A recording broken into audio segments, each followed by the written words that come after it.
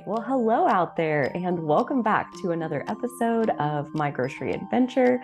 We are joined today by Jeanie Wells and are going to get to hear her story, the beginning of her story, and we will most likely have multiple episodes with Jeanie featuring her experience and the lessons she's learned along the way, kind of what we're doing here on My Grocery Adventure.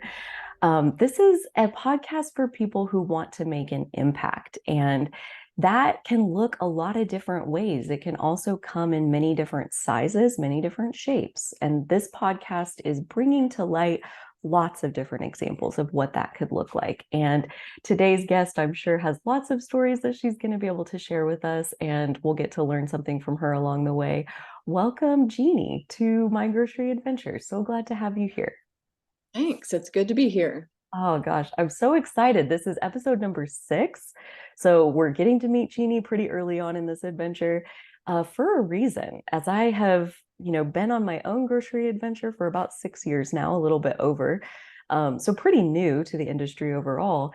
Jeanie is one of the people that I met pretty recently, within the last year or two, and I am very impressed is it is the word, and yet it's like a little bit fangirly, and I don't want to really go there. But at the same time, Jeanie, you have a path that looks so much like mine as far as what I've walked and where I would love to go with what I'm doing and the work you're doing. It seems like, we seem to be kind of on very parallel paths, if not you're somewhat further ahead of where I'm at this stage in my game. So I've definitely enjoyed getting to know your story just in the little bits that I've already learned. And so today, hopefully, I'll get even more of the, I won't say magic sauce of like how you do what you do, because one of the goals of this podcast is to kind of burst that bubble that there even is a magic sauce.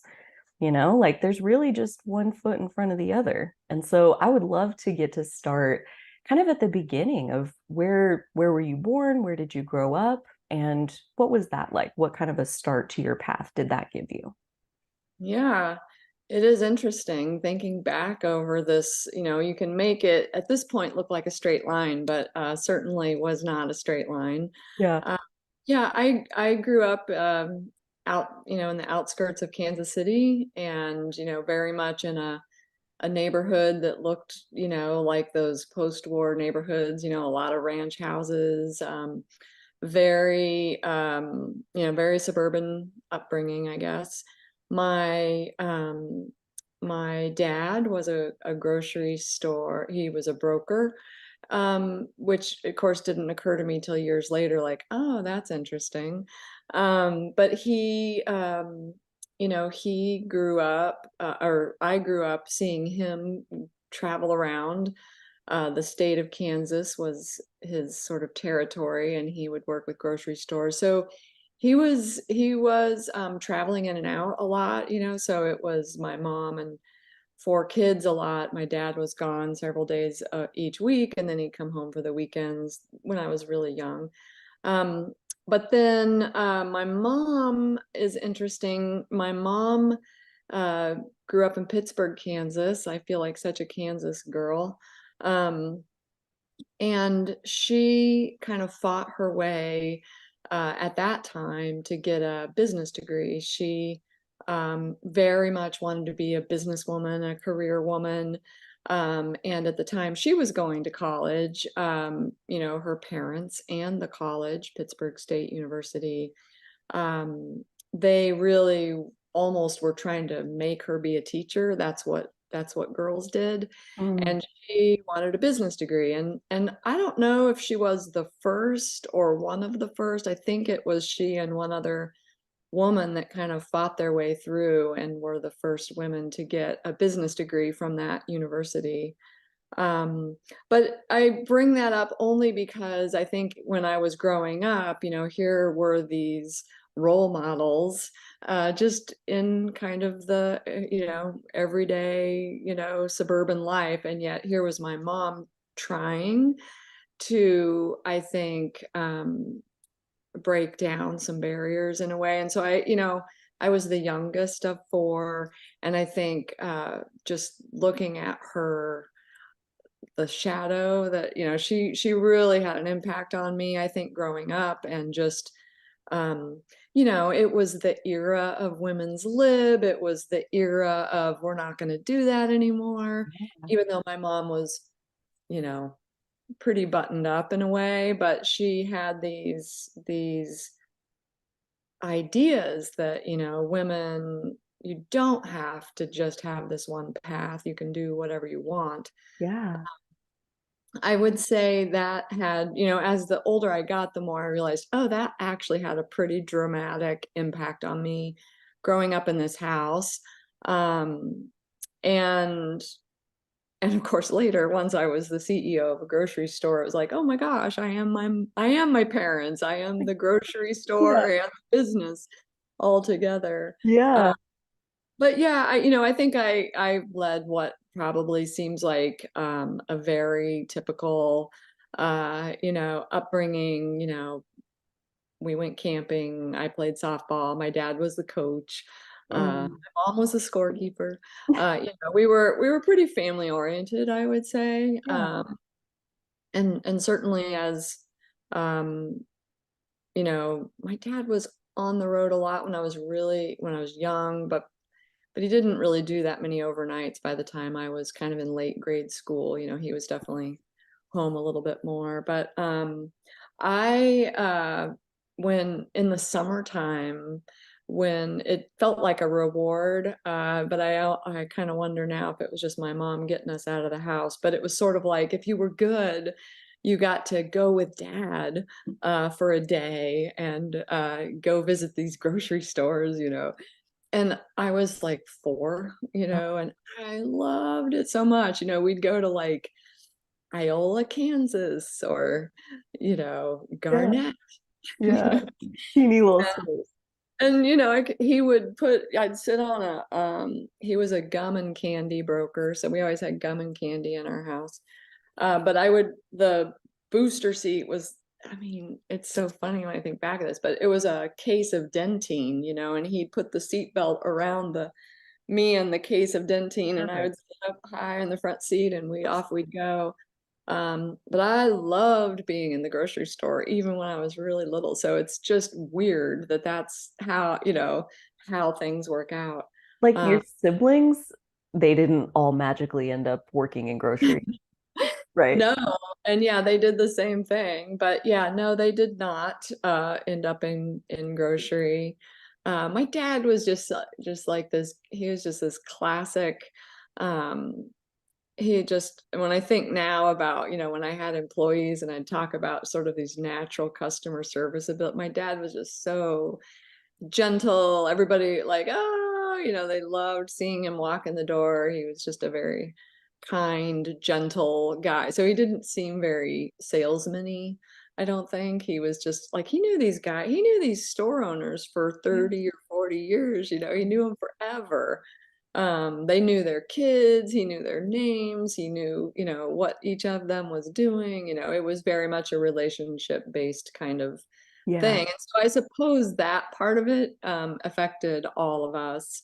But yeah, I think I'm the only one that really ended up in retail Mm. uh, accidentally. But yes, We'll get to that. Yeah. yeah. Yeah. Uh, But yeah, I mean, I grew up, by the time I was in high school, I was pretty sure that I was going to live in Europe. And I was pretty sure, I was going to be some famous artist, or, I was going to have this very creative life. And, that was really the path I thought I was on.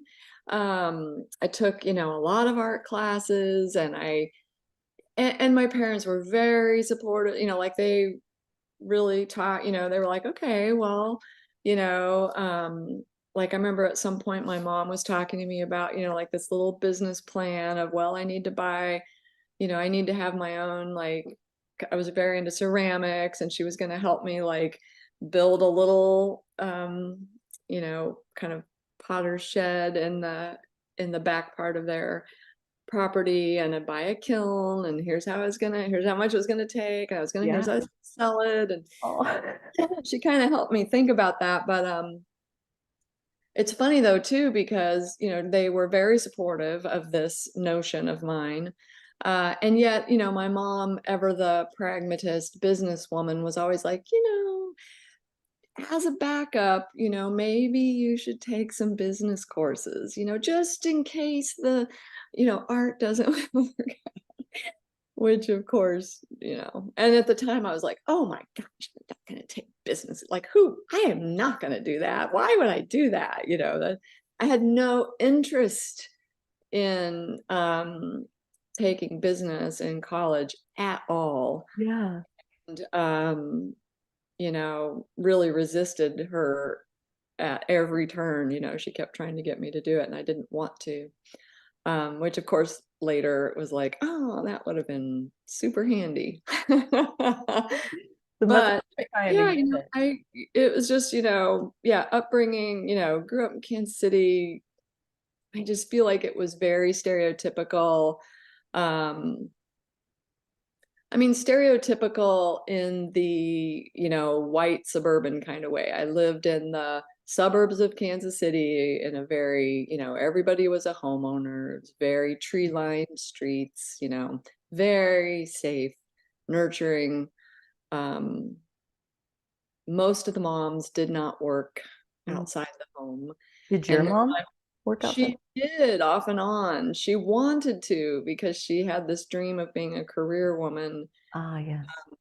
But I remember, I mean, she would tell these stories about, when she worked, um the women, when they would become pregnant, they would try to hide their pregnancies from their boss, because as soon as it was known that you were pregnant, you had to quit.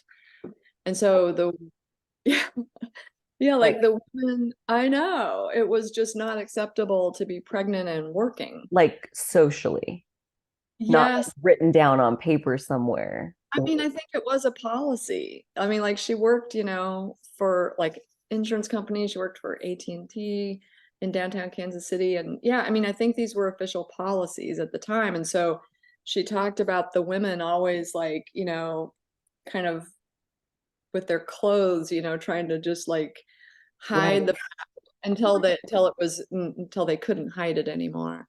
And so she did, I mean, she she kept having, she had 4 kids. But from when I was like maybe 4-ish, she wanted to go back to work, and that seemed totally normal to me.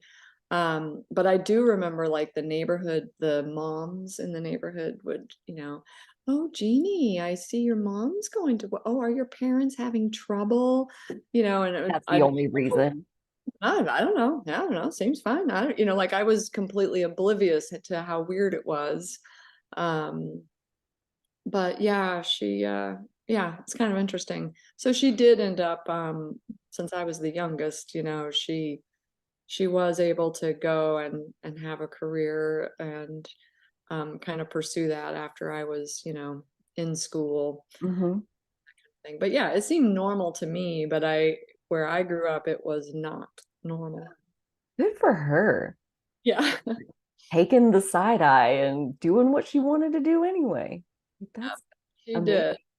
And the Hmm. fact that that's your role model, that you grew up with Hmm. her, like, oh, you can have whatever you want, even if they tell you you can't. Right. Like that's powerful to Yeah. see that that's how it works first thing. Hmm. Yeah. Of course, years later, I realized like, oh yeah, that's privilege right there. I mean, just to be raised with that kind of encouragement and support at every step of my Yeah. childhood, from both of my parents. Yeah. And yeah, it's like I mean, so fortunate, Yeah. that, but yeah, I mean it when you kind of launch out into the world and that's what you've been raised on, you do feel probably more apt to take some risks and trust yourself. And so yeah, I think it fed me in ways that I did not even never realize till years later. Sure. Sure. Oh, so where did you graduate from high school and how many people were in your class? Yeah, I graduated from Shawnee Mission North in Kansas City, and I think I was one of, I don't even know, 400 or something. So it was a big school, big graduating class. Um, I, I was down in the art wing, I was taking French classes, I was like, oh, Preparing for Europe. yeah, I was preparing to go live abroad. So I just kind of kept to myself. I was, pretty quiet, I guess. Pretty, school's pretty easy. Like I didn't have to work that. This is not like kids should not hear this, but for me, I Mhm. didn't have to work that hard. I tested well. I did what I needed to so that I could do what I wanted to. Uh, Mm, I, made good grades and wasn't too hard. yeah. Uh, but, I also, I took a lot of art classes in high school because that's where I thought I was going. And so, yeah, by the time I was going to college, it was sort of like, I wasn't quite as prepared for college in that way. Like, oh, some more science would have been good. Like, oh, this is actually pretty hard in college when you didn't. I just took what was required and in Mm, science, and that was tough for me in college.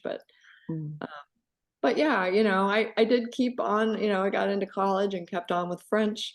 Went to France a couple times, not to live, but just for visits, and never have lived in Europe. So that part didn't ever happen, but I have visited certainly several times. Where did you go to college at? KU. Okay. And yeah, yeah, which was going to be my, stop on my way out to but then I kind of came to Lawrence and it was like, oh, this is good. I like it here. Close Like enough to Europe. I could just stay here. yeah, a lot of people in Lawrence. I mean, it's a town of, I don't know, 90,000 people or so. I think the university has, I don't know, 25,000 or 30,000 here in Lawrence, and then another 10 or something at the KU Med Center in Kansas City. Um, so there's definitely a revolving door of student population here, and I never know really how they're counted in the population. But it's a good medium-sized town. Um, it felt in a way, even though I grew up in a much bigger city, Lawrence felt a little more worldly. It felt a little more the art scene, the restaurant. Like I just feel like this is where I came to learn who I am and what I like and don't like. And, just like everybody, you go to college and you figure out who you are and what your values are really. So yeah, it was, coming to Lawrence, it was more, my brother had come here and I used to come up for the weekends and, it was like 45 minutes from my parents' house. So it wasn't super far and yet it felt like a different world a little bit, different music, whole different scene, Yeah. and so Yeah. it felt really good to get to Lawrence and just be like, oh, okay, yeah, I can, just trying. I just remember like going to restaurants in Lawrence and like trying foods I'd never had before, and I was only 45 minutes from home. So, but yeah, I love it felt like it felt like a different place. Um, and yeah, like I said, like I became more interested in like, I waited tables downtown and at Paradise Cafe in Lawrence, Kansas, which was like a local institution. Um, and I started meeting, like, oh, here's Alan Terry. He's bringing here. These are the shiitake mushrooms, and they're grown in Baldwin, Kansas. And oh, here are the greens for the salad, and they're coming from Mark Lumpy, who lives south of Lawrence. And like, I just remember at that time in the restaurant world, just kind of like really becoming much more interested in food, where it came from. Of course, I was serving food every night, so there was just this whole like, um, I was eating really well, because it's like the chefs were, like, oh, I mean, everything I had some sort of, white wine butter sauce her. and a sauteed and so I just felt like, oh, this is food, Yeah. Yeah. So yeah, I think my even though I was raised, I guess, by a grocery person, I don't think my mom, she didn't really love to cook. I mean, she cooked because she had to cook. I don't think she loved it. Hmm. And her mom, my grandma, was a home ec teacher who taught sewing and cooking, and my grandfather was a wood shop and metal shop teacher. So my grandparents met as teachers in school. And they, of course, so their whole house was extremely homemade. My grandmother sewed all their clothes and baked all, I mean, she did all the cooking and she loved to cook. Yeah. And I think my mom, of course, then was like, I don't want to do that. Right. I kind of feel like by the time I started discovering food, it was sort of like, oh yeah, like my mom did not love to cook, and my grandmother did, and so it was sort of like my memories of like those big meals that you produce in the kitchen more from my grandmother, I think, than from my mom. But yeah, I got really into food in Lawrence for sure. Mm, I love that. That's like one of the best things about a melting pot city, big or small, is the food. And how, like, when you have people from all over the world, they bring their food with them. They bring their recipes and their ingredients. And oh, yeah, that was my experience living in Dallas, was like, I've never even tried any of this Thai Right, food, sushi, Indian food, right, like, none of it. I have no clue. And it was like, how have I not been right. eating this my whole life? It's so delicious. Oh, I love that. I'm a big foodie also. I haven't ever really asked other people in the grocery industry, but maybe that's like a thing. Is like we just really love food. I mean, I think about food a big chunk of the time. Me too. I don't know. Maybe that's just a thing. Yeah. So what was your degree that you graduated with from KU? Yeah. So not grocery. Okay. Like I don't know anybody really that prepared for a life in grocery. I have a degree in history. I have a degree in ancient and medieval history. Ancient and medieval, even. Well, Wow. I started out in art. Okay, okay. Started out kind of in art education, really.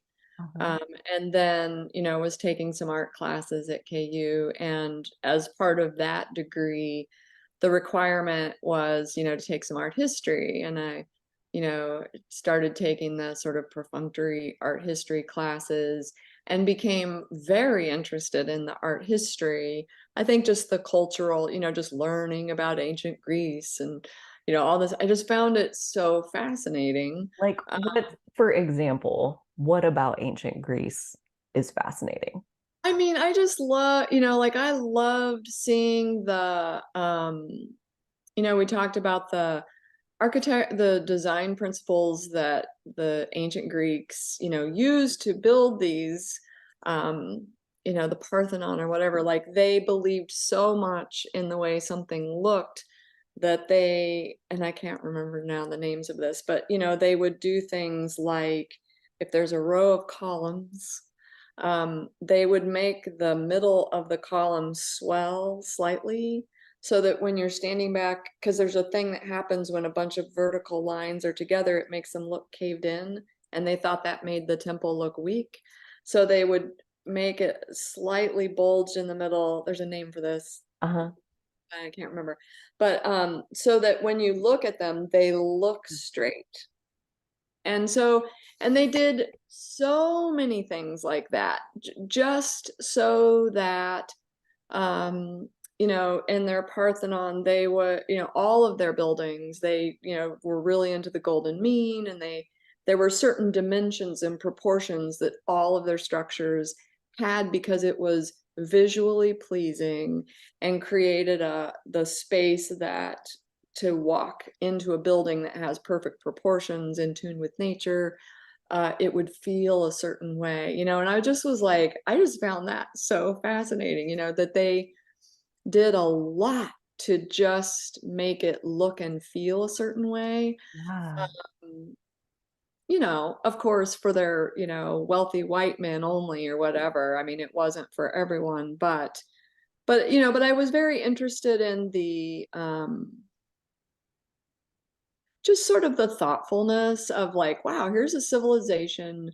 Um, they're building on the shoulders of Egyptians, they're building on the shoulders of Sumerians and Assyrians and all of these ancient cultures, and each one of them, their values of or the Egyptians who, they integrated the themes of nature so much into the, like their columns are all these like leaf pattern, it just, I found it, maybe because I was thinking I was going to be an artist, I was really quite taken by um the way culturally these civilizations integrated art, I mean, so profoundly into the way they designed their entire societies and the way they, assigned value to it. So I thought it was absolutely fascinating.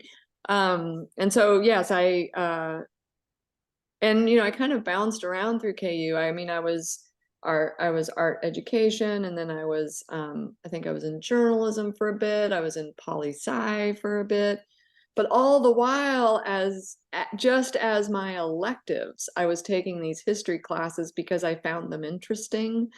So I just kept taking, like, I took all the ancient Greek history they had to offer at KU. And then I ran out of those to take. I took them all. But then I started taking medieval history classes. Same thing. I was just interested in like, wow, so the flying buttress that was used to hold this wall up was like done in this way. The arches are in this way because of this very particular reason. So it was kind of the same thing. I just thought, well, that is absolutely fascinating. And so I just kept taking medieval history classes and as my electives, as I was majoring in all these other things, and then at some point, you know, uh, I was in the counselor's office, just like, all right, I've got like 156 credits of a whole lot of stuff here. What? I need to like wrap this up. This has sure been fun. And and I put myself through school. I worked, and I took out some student loans, and I worked 30 hours a week, and took 12 hours a semester or so. And it took me quite a while, but I did it. And but yeah, at some point there was that moment where I was in the counselor's office at KU, and I'm just like, all right, I need to probably get it. What am I the closest to here? Because What can this we is make out of this pile what of can you make pieces? out of this? I've got a lot of random stuff here. And yeah, like the science, oh, well, when I was in this degree, oh, the science requirements were this and this and this. But when I was over here, I needed to get one in each of these areas. And so it was really just like a lot of credits that I was just, I was just trying to figure out what I liked, I think. And I just didn't want to be bored, which I wasn't. But I was just taking stuff that was interesting to me, basically. And so there was that moment where I'm sitting in the counselor's office, and she's like, "You can graduate with a history degree." And I was just like, "What?" Like you did that by accident. I did that all by accident. I just was interested. And so I took all the medieval history and all the Greek history classes, and she's like, you can graduate with a degree in ancient and medieval history, and also with a minor in Asian history, because I kept taking all these like history of Korean art, history of Japanese art. Yeah, so complete accident. It was just, I love it so much I, though. I don't even know, like, I was just taking what was interesting to me, and I didn't know what I was going to do with my life yet. And so I was like, well, this is interesting to me. So I just kept taking these as my electives. As I thought I was on another path, I was just taking these as, well, this is really interesting. I'll just fill in with these electives. Yeah. Yeah, at some point, I had all of these history credits, and she was like, you can graduate with a history degree. So like And you already had that. She's saying it's a green light.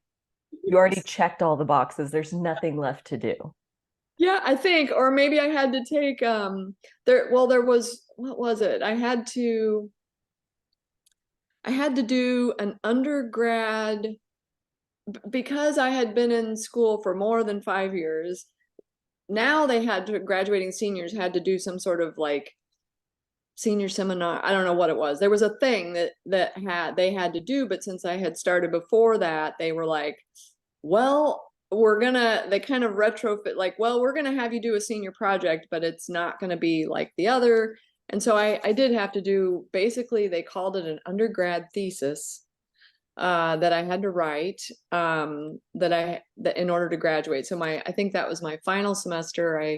I wrote this paper on, I wanted to write it on, um, I was working with my professor, Dr. Lynn Nelson, at KU, and the idea I pitched to him for my undergrad thesis was the effect of caffeine on pre-Renaissance Europe.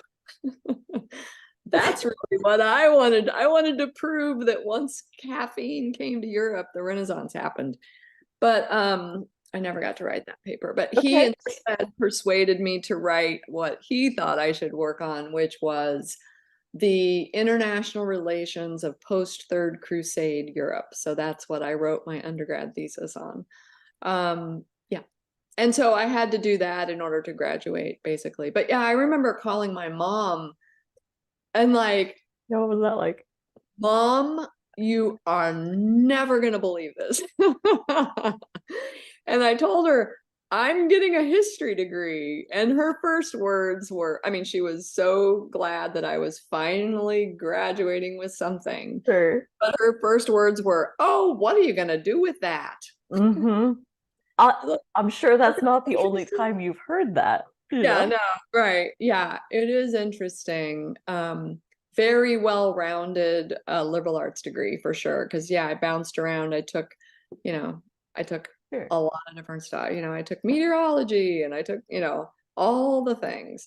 Oh, But yeah, so I graduated with a history degree on accident just because I kept taking history classes and had amassed so many and already had all my English and math and science out of the way, foreign language, all of it. So yeah, I graduated with a history degree on accident. I love that story so much. I'm so glad we took the time to like have the long version. Yeah, yeah, yeah. That was worth it because, okay, and you don't have to answer this, but would you answer how long did it take you to get your undergrad degree? I mean, it took, I think, almost 10 years. I mean, because at first I was taking like one night class. I didn't go straight into college. Okay. I worked in Kansas City, at an accounting firm, which is hilarious because I also didn't know accounting, but I somehow kind of weaseled my way in and like, oh yeah, yeah, oh yeah, I can know how to do that. And that's that confidence thing. But yeah, I kind of started at an entry level job and worked my way up there, not as an accountant or anything, but I was doing a lot of account management by the end. But Mm. yeah, while I worked there for 5 years and was taking night classes. And so I did the first 4 years or something, or 5 years, I did that way in Kansas City, taking classes at JUCO, and then came to KU to, with a handful of credit, like it was like a class a semester, or maybe two classes a semester, it was, again, I just didn't know what I was going to do. I took art classes at JUCO. I took ceramics out there. I started taking art history classes there, got really interested in it. So I kind of kept doing that once I got to KU. It was like, oh, well, I know I like this. Yeah, So yeah, I think it took me 9 years or something. Like it took a long time. Um, and yeah, I mean, there were a lot, so yeah, there were several semesters where I was only taking 3 credit hours. sure. Um, and then once I came to KU, I was working, 30 hours a week or so. So, I mean, I would take like 12. credit hours, which was the minimum to be full time. And that was as much as I could do and work, 4 or 5 nights a week. Wait, Yeah. so yeah, it was pretty busy. And I see, and again, I love that because it is not a straight line. There is no magic sauce. There's like, you take the one little piece that you know, and that gets you to the next step. And maybe you get one more little piece that you know, and like 10 years later, you got something that you don't even know what you're going to do with it, but you have it. And Right. oh my gosh, I'm going to come back to that too, I think, once we get into grocery, because I resonate so much with what you're describing of the thoughtfulness and making it look a certain way so it'll feel a certain way. Like that was how designing my store felt. I mean, it was like I started with how I wanted them to feel, and I worked my way backwards in terms of the colors and the aesthetic and the all the things like came off of the feeling that I Right. wanted it to have. And so I think like actually we're gonna come full circle at some point with like grocery and art history apparently have way more in common than maybe anybody ever thought. Yeah. Oh my gosh, I love that so much. Oh, Yeah. Well, we should come back to that because yeah, it's funny because I'm back to taking night classes at JUCO, you pers- are. trying to chip my way through my interior design degree so I can do more store design. So yes, it Mm, is a totally. funny circle, but yes. Oh my gosh. Well, and like that's I don't tell this to many people because most people wouldn't get it, but my favorite part of grocery is designing a new store.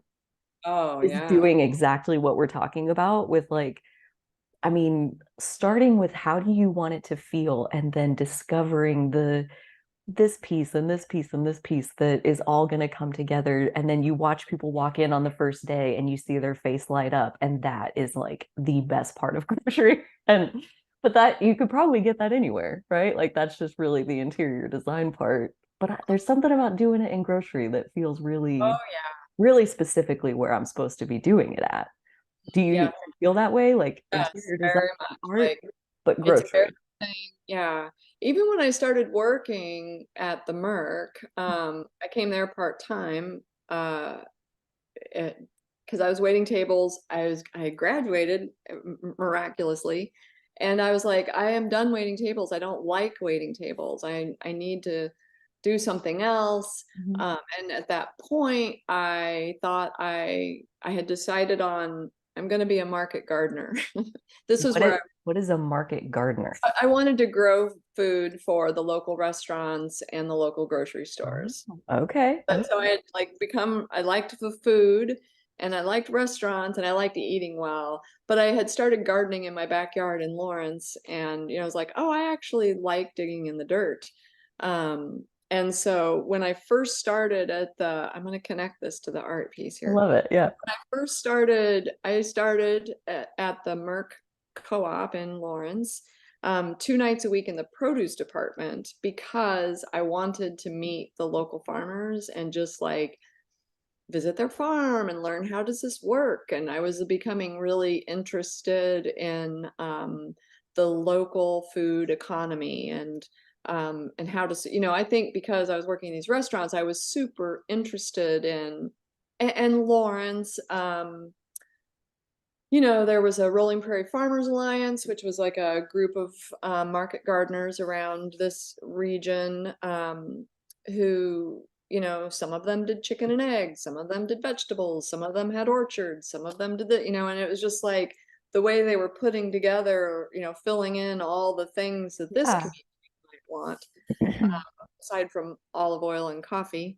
But so I was really interested. It was like, oh, that is so, so I was becoming, that was my interest at that time. Uh-huh.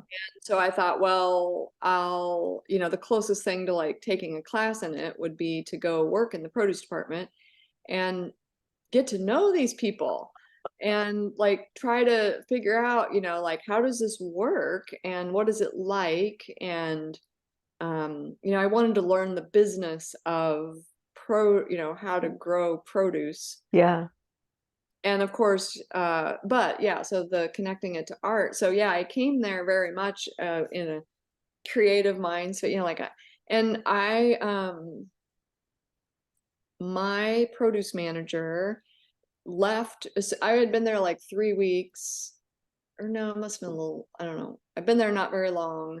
And I had made the decision to go full time and quit my waiting tables job altogether. The schedule started colliding, and so I had to make a choice. And I chose this produce department at this, food co-op. I mean, just like hippie food co-op, and I made $4.75 an hour, and I had been used to making, $100 an hour at waiting tables. So I went from like barely working and making a lot of money to working all the time and making no money. Yeah. Um, Yep. Huge shift. But but right at, so I had just become full time when the produce manager took a 3-week leave of absence, paternity leave. His wife had a baby and he was taking 3 weeks off, and he left me in charge of the produce department, a thing that happens in a food co-op. Like, hey, you're now the interim produce manager. Like, okay. And my whole thing was, I am going to make this department look stunning.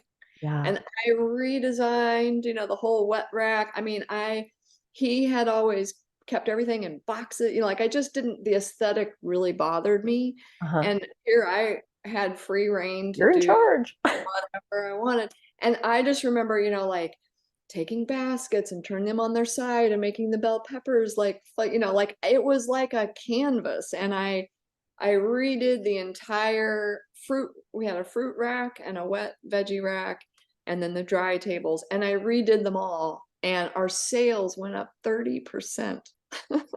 Like instantly or like, Instantly. oh And so wow. when he came back, he's like, Jeanie, what are you doing? Putting all this, keep the oranges in the boxes. Like, no, look, let me show you the sales report. If we make it beautiful, we sell more. How about that? And so that was so instantly there was like this, to me, produce was, I just found it so beautiful and Yeah.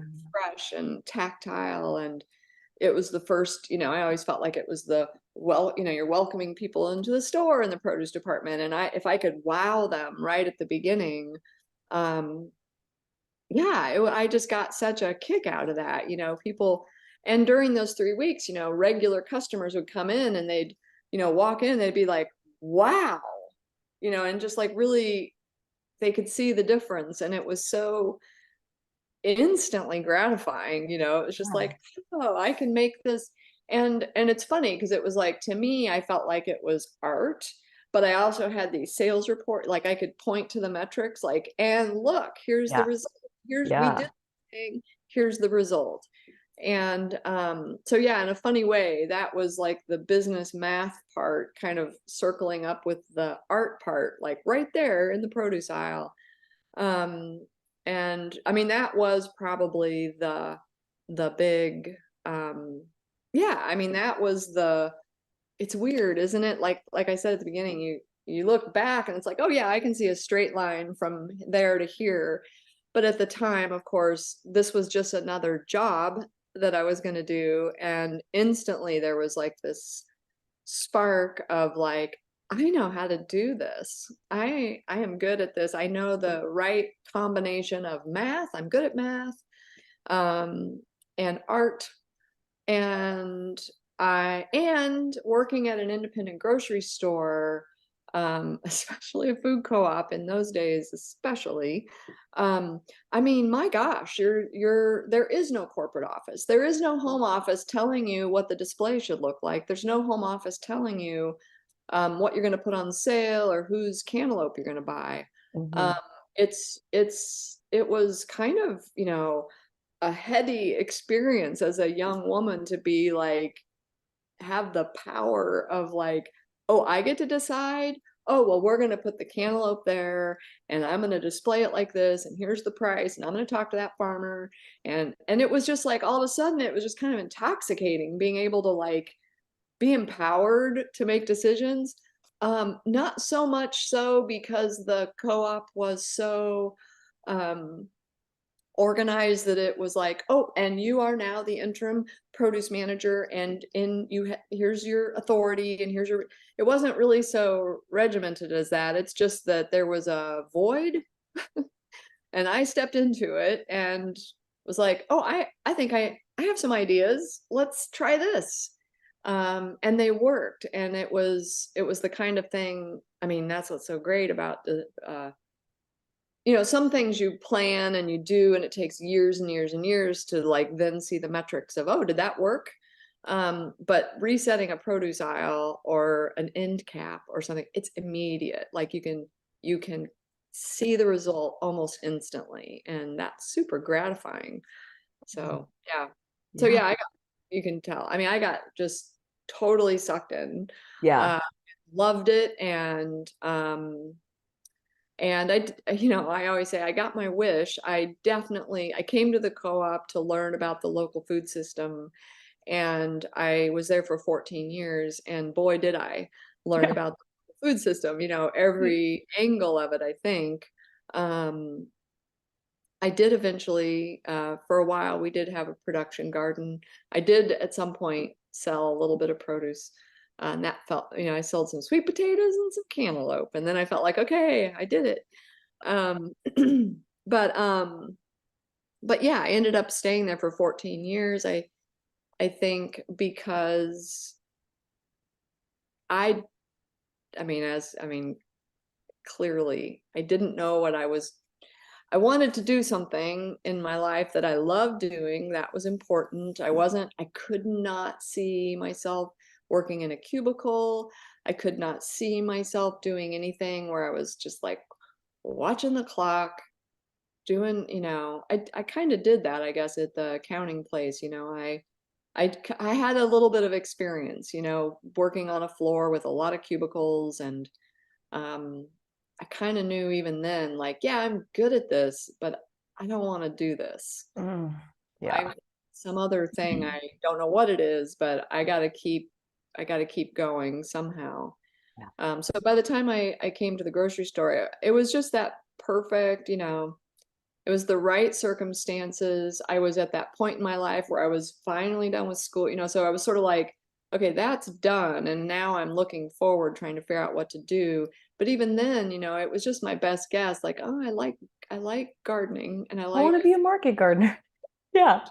That's like one of the things that I want to echo of what you said, that, this was just another job I was going to do, go into the produce department at the Merc. But you also said that you took that job, you wanted it because it was like a class you could take on uh-huh, how this thing worked. And so, like, you went there to learn.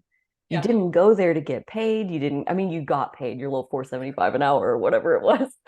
Right, your pennies. You got your pennies, yeah, but you were there to learn, and then you stayed for 14 years. And that's something that, like, a living wage is something that comes up a lot in this country, and it's definitely a topic that is a complex discussion. But I think your story is illuminating that there's a lot of ways that people like to get paid, and mm, some of it is financial, some of it's based in money, and some of it's not. Because yeah, I'm right there with you. Like, you can pay me in keeping me interested. You can pay me in growing my skill set, or like adding knowledge to my bank of wisdom or experience or whatever. There's lots that I want to get out of something, way more than just like, what's the paycheck look like? You yeah, know? So for I love that piece, that like you were there to learn, and that's how you got kind of like on this path that ended up your grocery career by accident. sure. Yeah, there's kind Yeah. of common theme here, isn't there? But no, I do think if you pursue what you love, you will end up where you need to, because if you're always pursuing what you love, then you're going to be doing what you love, and so yeah. But yeah, I it was just that, there was a certain kind of confluence of things happening there. Yeah, I was done with school. I was interested in this thing. I was interested in local food, and I had started shopping at the food co-op, because in Lawrence, it was the thing to do. It was certainly the living your values, and oh my gosh, I mean, I did have a car, but I would often walk there and like bring my food in my backpack. And, I was trying to like live intentionally, Hmm. whatever that meant, I Sure. didn't even, Your best guess. Yeah. but, but it's funny at the time though, um, uh, the Merc was not in a healthy place at all financially during those years. Uh, it was all natural and organic foods, and there was another grocery store in town called Wild Oats, which was eventually got bought out by Whole Foods bought them, but they were kind of like a little smaller format Whole Foods. They're based out of Colorado, but there was a Wild Oats, and Wild Oats opened their store. Um, the co-op had been in an old house in an old neighborhood in Old West Lawrence, which is where I first started shopping there. But oh my gosh, so righteous. Oof. You'd walk in, and if they didn't know you, they would just look. The customer service was horrible. I'm just going to say that, and I Oh, don't care if anybody of that era is listening. It was not a welcoming environment, and here I yeah. was trying to do the right thing, and it was very tough to shop there. But Mm. anyway, the co-op moved from that house to Ninth and Mississippi in 1993. And a few months before they got open, Wild Oats opened like a half a mile away, a store. And Mm. so for the next like 3 years, 4 years, the two natural food stores, because that was the only place to buy natural foods, Wild Oats and the co-op, um, they both proceeded to lose just an astronomical amount of money. I mean, there was just not enough market to support two of these stores at that Mhm. time. Um, and uh, it's funny, I started there during the Wild Oats era when, I mean, the co-op was on COD with all of its suppliers. It was, And just for anybody who doesn't understand the oh, implications of what you just said, you COD, have to have cash on cash. delivery. And the Right. reason they need that is because they don't trust you to pay later. Right. So Yeah. it's not a good sign to be It's COD. not a good sign. We No, owed a lot. We weren't yeah, profitable. bad standing. I mean, every can, it'd be like one can deep on the shelf, there was nothing in back stock. Yeah, yeah, yeah. Isn't always a bad thing, but in this case it was really touch and go. And it's amazing they even hired anybody during that time. But I think it was because the produce manager knew he was going to be taking this leave. And but yeah, we were not in good financial standing. We had, of course, later I would learn, just years of losses, and very, negative retained earnings, negative equity, all the stuff that happens after years of very deep losses. Hmm. That's also why, I mean, they paid me $4.75 an hour. I mean, I think managers made like maybe twice that, but Sure, maybe, sure. it was really, really lean times when I started there. But within like a couple months of me working there, Wild Oats announced that they were closing their Lawrence store, and our sales went up like 40% the day they closed. And so I feel like the whole time then, so then I was in produce, and then I later was in bulk foods, and then later was deemed the finance manager because the GM learned that I had worked in an accounting office. And so I was suddenly in charge of, because that's also the food co-op way, Right. um, or independent grocery store way, really. It's like, oh, you know something about this? Great. You do it, because there's no home office. So you got to Sure. build your own home office. It's like But yeah, making do with what you got. Like, oh, yeah, you know a little bit, which is more than my nothing. So, dude, you're let's do this. Yeah. with it. Yeah. But I do think, yeah, from the day I started in produce, um, 2.5 years later, I was the general manager of this thing, basically. And Of so the it whole was, store. yeah. And so it's sort of like, in that time, Wild Oats closed, and we were the only game in town. And I think the GM that was there before me, Amy Fields, I mean, I just held her on a pedestal of, she just seemed like a genius, and she is actually. I just think she's incredibly talented. But she just, she also had the right kind of a mass of skills that she knew how to keep us going during those lean years. And as soon as Wild Oats closed, it was the whole mindset of the co-op at that time, which were very foundational years for me there, was basically like, oh my God, we got a second chance. Let's make the most of it. And I think so I was doing these different jobs at this moment in that organization's history where it was like, oh my God, we've got a second chance here. What do we want to do with this? How do we want to leverage this opportunity? Like, this never happens. You don't, Right. the chain store doesn't close and leave the little funky food co-op, that does not happen. Oh, And but so it I think can, and I love that. Oh, we're just very aware of that. And so I think even as I was kind of learning my way, and I went from produce to bulk foods, we had a big bulk foods department, and again, no training, no, just the guy Joe who trained me in showed me, like, here's the clipboards, here's what we order from this warehouse, nothing about like what your margin target is or how much you should order or how to pick a special, or like nothing. But still, again, just sort of like, kind of like, oh, I think if I do this, or hey, how about let's have a coffee of the week, or like just my brain and the things, and being empowered to be like, hey, I'm going to start a coffee thing. yeah. uh and they're like, okay, I need a Cool. sign, so Yeah. but it was just me again in a new department. But the backdrop of that was like, oh my gosh, second chance, let's grow, let's pay off some debt, Yeah. let's do something. but but yeah, the GM, Amy Fields, she and her husband, it was known that they were going to be leaving in 1999. And the board of directors, a co-op has a board, that's elected by the members. And I don't know, I think we had like 1,500 members at that time or something. They elect a board. The board they hire the general manager, who is the CEO of the business, basically.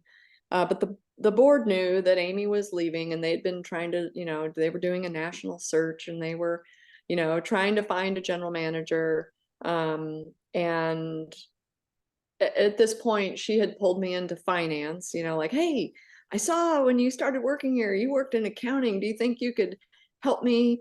We had a bookkeeper who was entering like payables, but she's like, can you help me on some of the financial statements? And I was like, I guess, Sure. and so I'm like reading books about, like, okay. But and then while I was doing that, she had me start coming to some of the board meetings, which I thought was weird.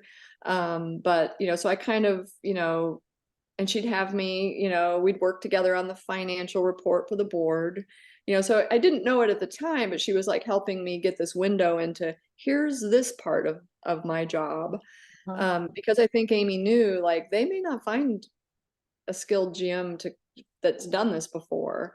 And so, there was this day where, yeah, I think I'd been there for a little over 2 years, and she pulled me in her office, and she's like, come here. I'm like, okay. And she's like, close the door. And I just remember thinking, oh my Oh God, God. being let go. Like, what? I feel like I've done a good job here, Yeah. you know? And Oh then she's God. like, well, we're getting ready to move this summer, and the board's been doing a search and they haven't found anybody. And I'm like, yeah, I know. I don't know who's going to do this, and Still not she's, getting it. But no, yeah. And then she's like, well, here's the thing. I was wondering if you would consider applying for the position. And I just remember like standing up out of my chair, like, no way, no. Like, there was nothing about this that I wanted. This is no, I'm not gonna do that.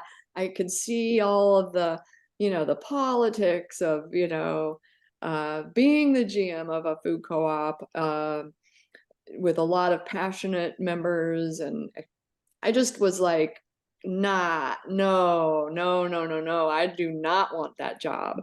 And she's like, okay, well, think about it. If you don't do it, this other person will do it, who was a person who was working at our store that nobody particularly liked. And she was pretty interested in doing it if they couldn't find anybody. And so basically Amy said, okay, well, think it over. But if you don't do it, this will likely be the GM and she'll be your boss. And I was like, oh my God. And so I remember just leaving our office and walking around the store. It had never, ever crossed my mind to be the GM or to aspire to be a leader in that way. I was just trying to make the store beautiful and sell more groceries, like it never, ever, ever crossed my mind. And I just remember like leaving that day, just walking around the store in a little bit of a daze, just like, oh my God.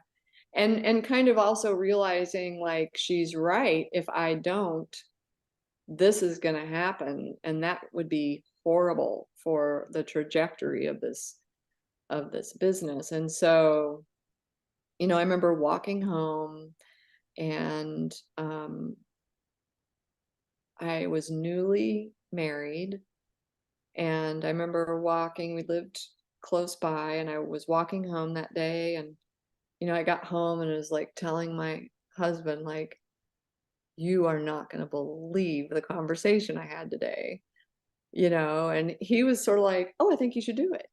And I'm like, I don't want to do this job. I don't want this job. And he's like, I think you'd be great at it. I think you should do it. Who else is going to do it? And I remember telling him that day, because I knew what it was. I knew it was managing people, managing a lot of big personalities in the community, I'll say.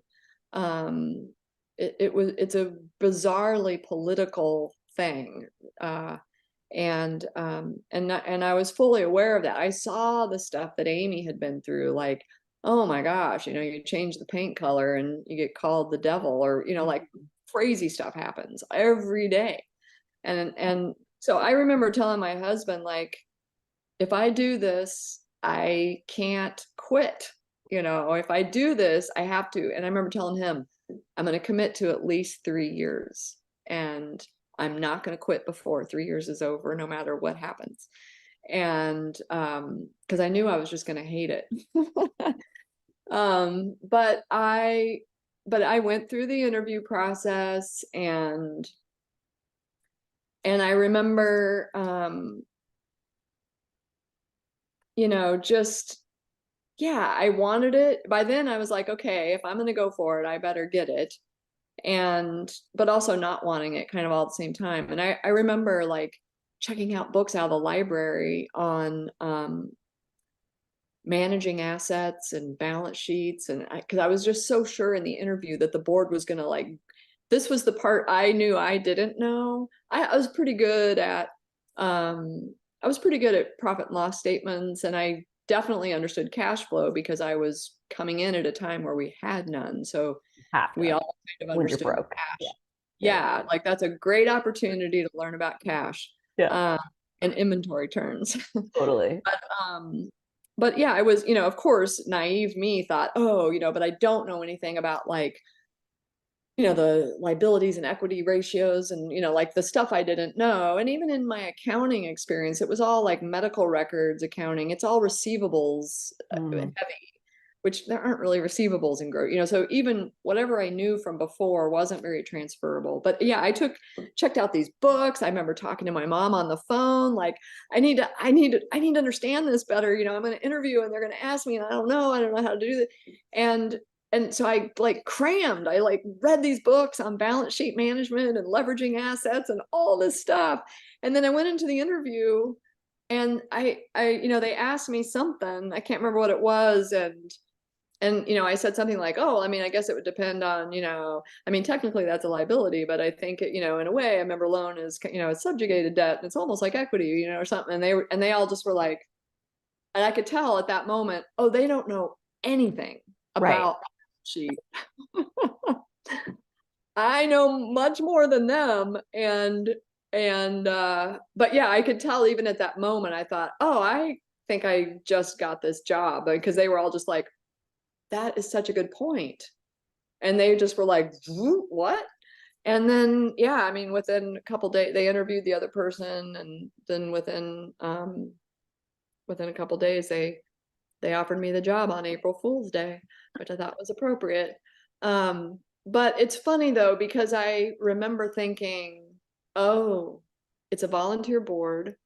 Um, if they don't know about this, I had better learn this, because no one here knows this, And so I just felt like I really better learn how to manage a balance sheet and cash, and understand healthy ratios between, current ratio and quick ratio and debt to equity and like all that stuff. I really, really learned and internalized it, because I realized, oh, I'm going to be training the board now for years to come on, here's where we're at, here's where we're trying to get to, or hey, we overachieved, and so here's what we're doing with the, we're going to distribute the profits to the members, or like, I took that as like, oh, I better really learn this, because they need me to really understand this, because there's not really anybody else who does. Right.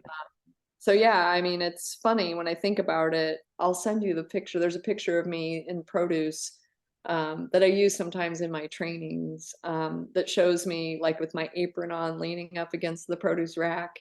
It's like, yeah, here I am on my first day, and 2.5 years later, I was the CEO of this business accidentally, um, again, but also like, yeah, this is in weirdly the right mix of who I am and what I'm interested in doing and what I'm good at.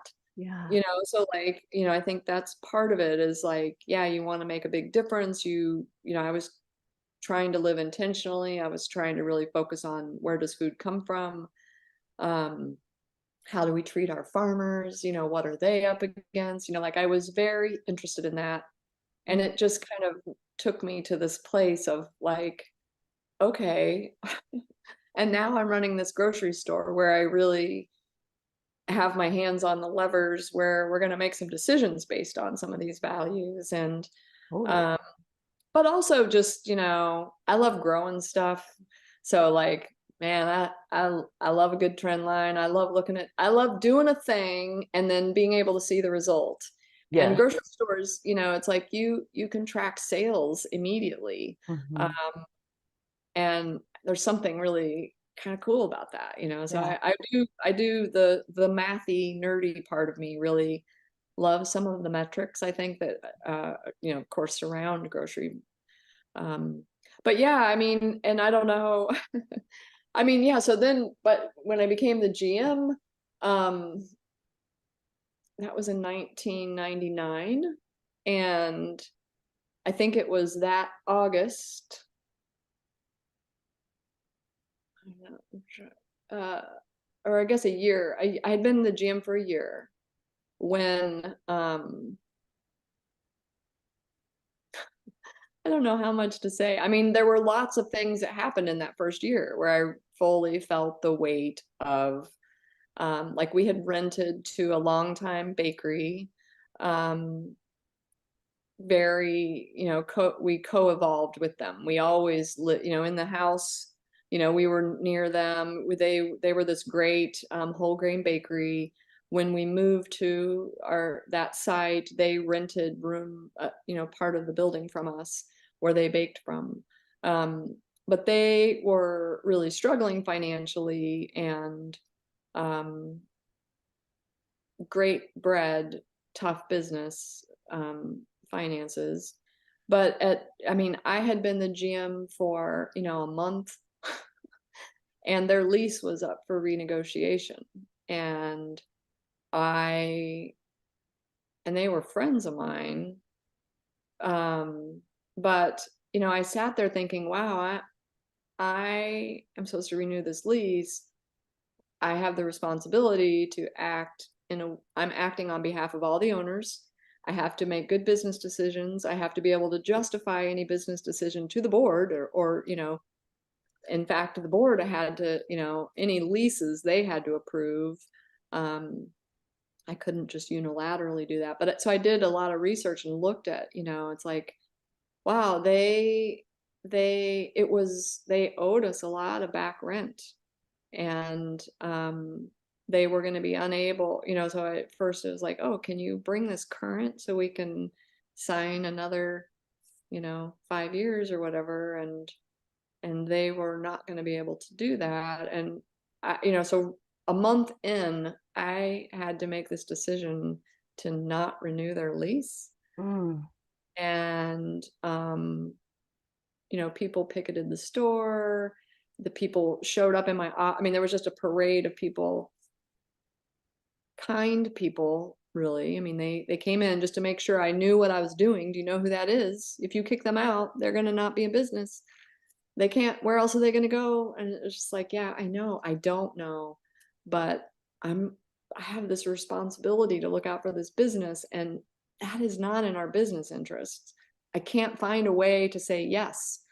And if you can help me, please help me. But I can't figure this out in a way that makes any business sense. And ultimately, I've got to make this decision on that. So yeah, right away, that commitment to stay for 3 years. I mean, yeah. a month in, I was just like, oh my God, I'm out. This is ridiculous. I don't want to do this job. I knew it was going to be like this. Mm, But we got through that. And but yeah, right away, some people, yeah, I mean, I got called a lot of, it was tough, it was really hard to make unpopular decisions at a grocery store, like, yeah.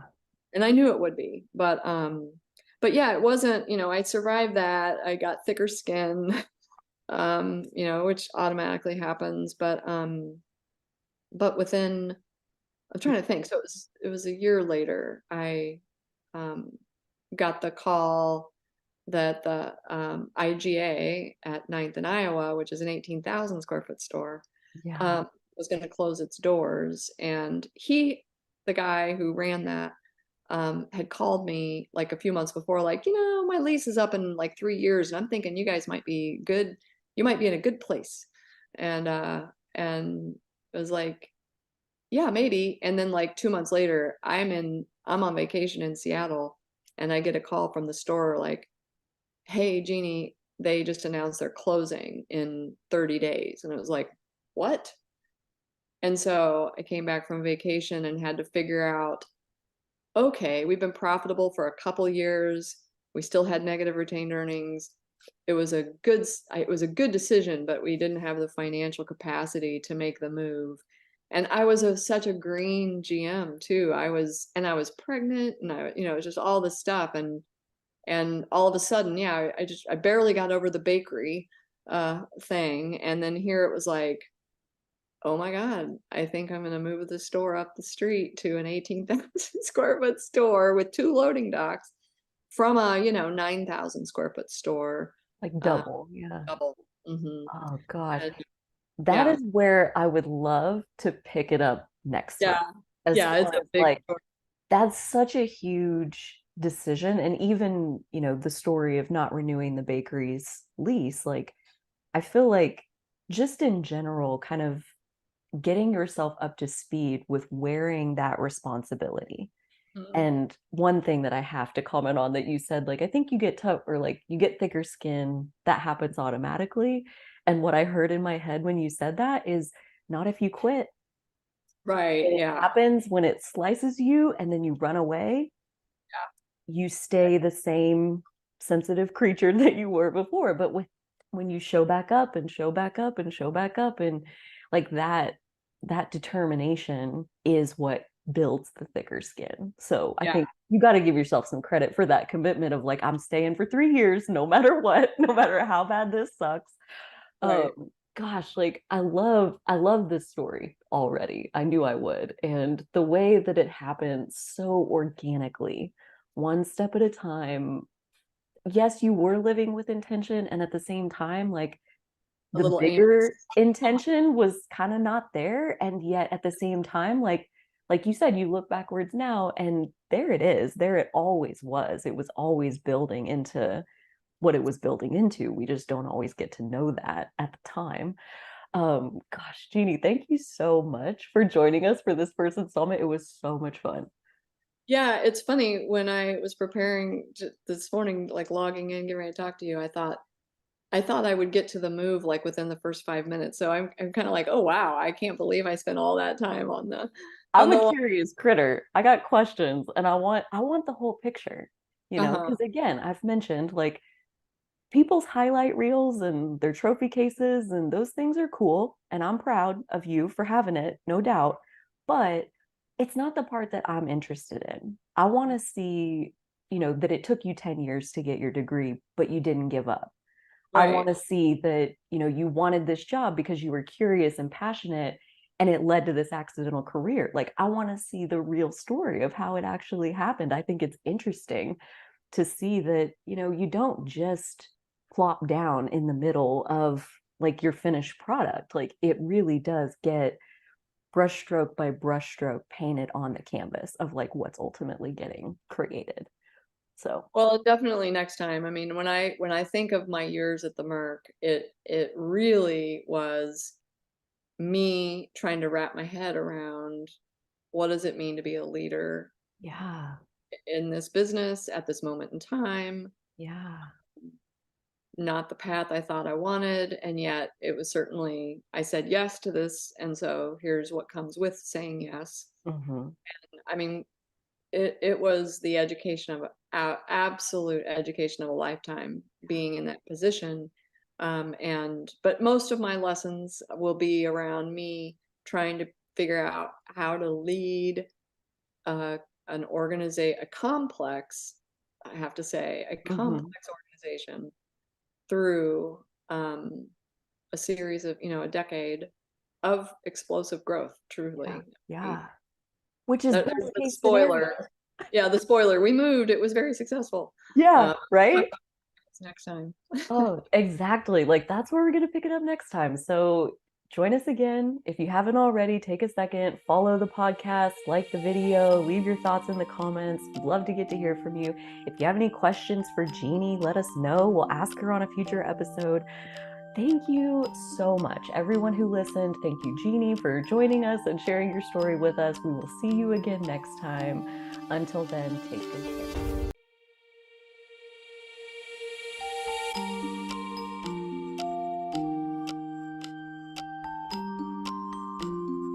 Hello out there, and welcome back to another episode of My Grocery Adventure. We are joined once again by Jeanie Wells to continue getting to hear her story. For those of you watching, it's now the next week, right? We last saw Jeanie last Monday on last week's episode. For Jeanie and I, though, it's only been a couple of days. And getting to listen to Jeanie's story a couple of days ago, it really opened up my energy, is how I'm going to say that. I felt kind of blocked towards a couple of things that I've been needing to do and just couldn't bring myself to do them. And the advice that kind of recurred in Jeanie's story was like, what do you like? What's interesting to you? What's fun about this? What's the part that, is beautiful to you or whatever it is? And it was so interesting because what happened was I kind of changed up my whole approach of like, what is it that I actually even need to do? Like, what's the final outcome? And there was how I thought I needed to do it. And then after the Jeanie conversation, there was the fun way.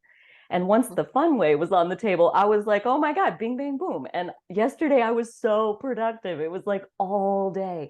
I got caught up on so many things. And so what is the fun way, right? Not what you think the recipe is or what you think the right answer is or what other people might be doing or expecting of you, but what do you like? And what do you think is fun? What's pulling you into it in the first place? And once I kind of got back on that thread, it was like just things opened up and yeah, it was really awesome. So thank you so much for your story, regardless of what everybody else gets out of it, I had a really productive day yesterday. So seriously, thank you for that. Great.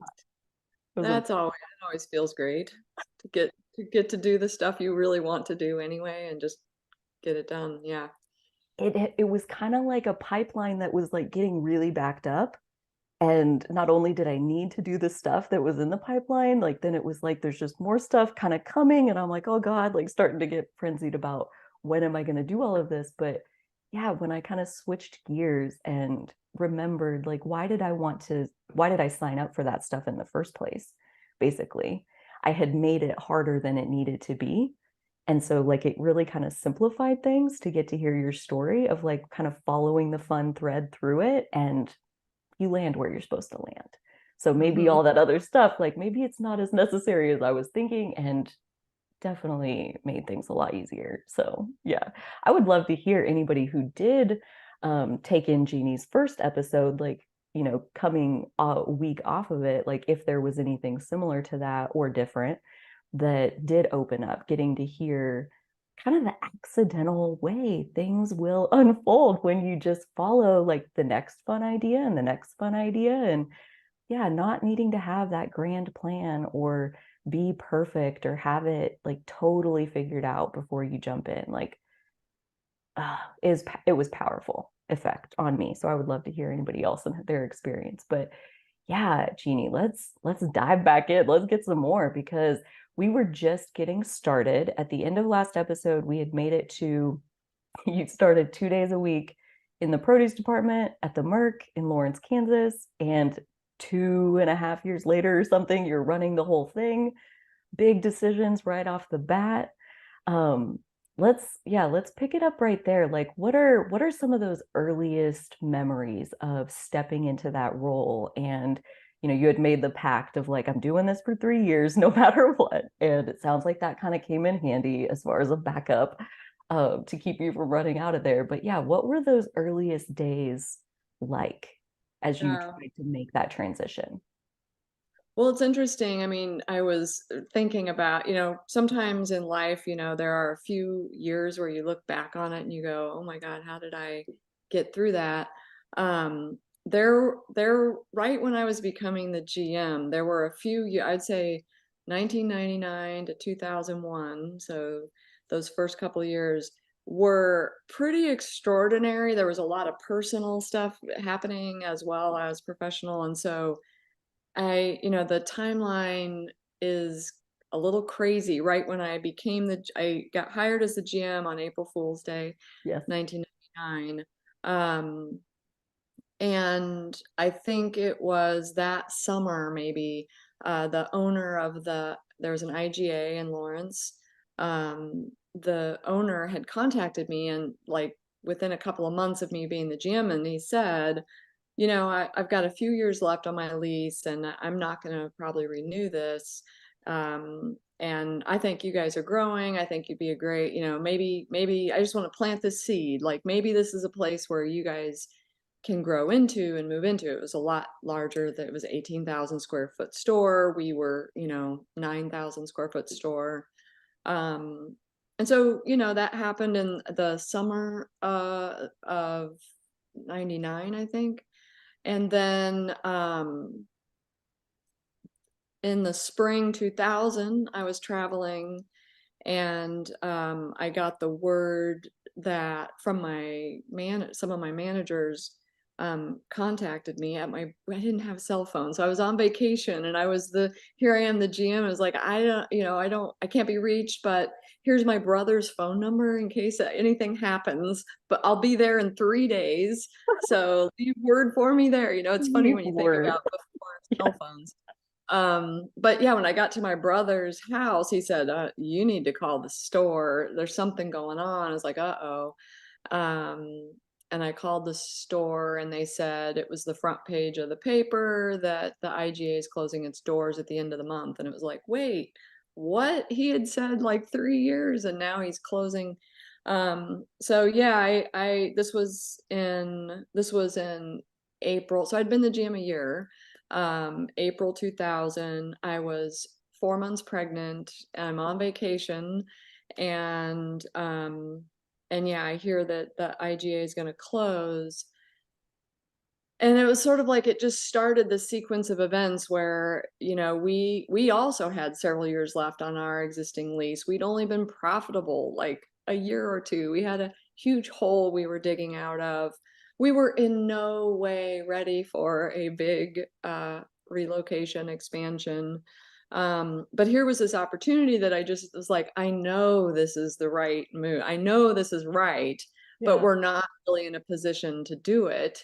Um, and so I talked to the owners of the building, and who were local, and that was really nice because I could actually, it wasn't some corporation somewhere, it was actually some local people owned the physical building that it was in.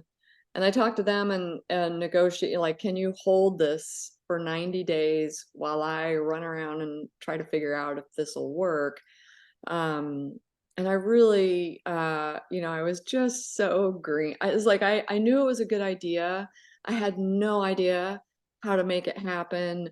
I was, I think I was so green that I wasn't really scared even. I was just like, oh, well, I just know this is the right thing to do. We're just going to make this happen. But I was at least smart enough, I called in a couple of people, in the food co-op world. There were a couple of consultants I knew, Bill Gessner. Uh, I contacted him like, I've got 90 days to figure out if I can do this or not. Can you help me? He did a financial pro forma so that I could just see, what does this look like? A business with no money, no savings, negative equity, how can I make this work? Um, on a shoestring, and all of this. And I do remember Bill, I was at a conference in Boston, and I remember we were first looking at the first draft, and he was like, Jeanie, I give this about a 10% chance of happening. And I was like, what? Like, no, we're doing it. So don't tell me there's a 10% chance. We're going to make this happen. Love But it so much. I teased him for years actually about that. But Have to.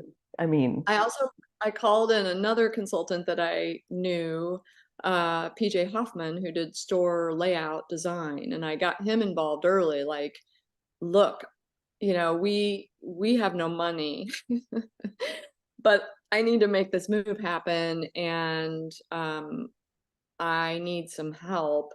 And so kind of in that first night, I had 90 days to figure out, like, is this a green light or not? Is this feasible or hmm not? hmm And it kind of came down to, I mean, in terms of store budgets, it was a tiny amount of money, but it was all we could possibly borrow. I was like hugely pregnant. I'm going into the bank, with my first ever business plan I've ever written. And I'm like, and I totally convinced them, like, this is a great idea and this is going to help us do these things and we're going to have all this impact. And, do you want to be a part of history? And like, I mean, I sold it to them.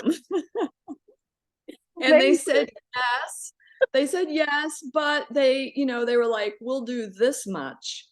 And and in our pro forma as well, the only way it would work is if we financed a sizable portion from our members, which, as a food co-op, one of the co-op principles is economic participation. So it's a fairly common thing that you do capital campaigns with your owners, and you have member loans, that you can bring in. In some states, you can do preferred shares. Kansas is not very co-op friendly, consumer co-op friendly.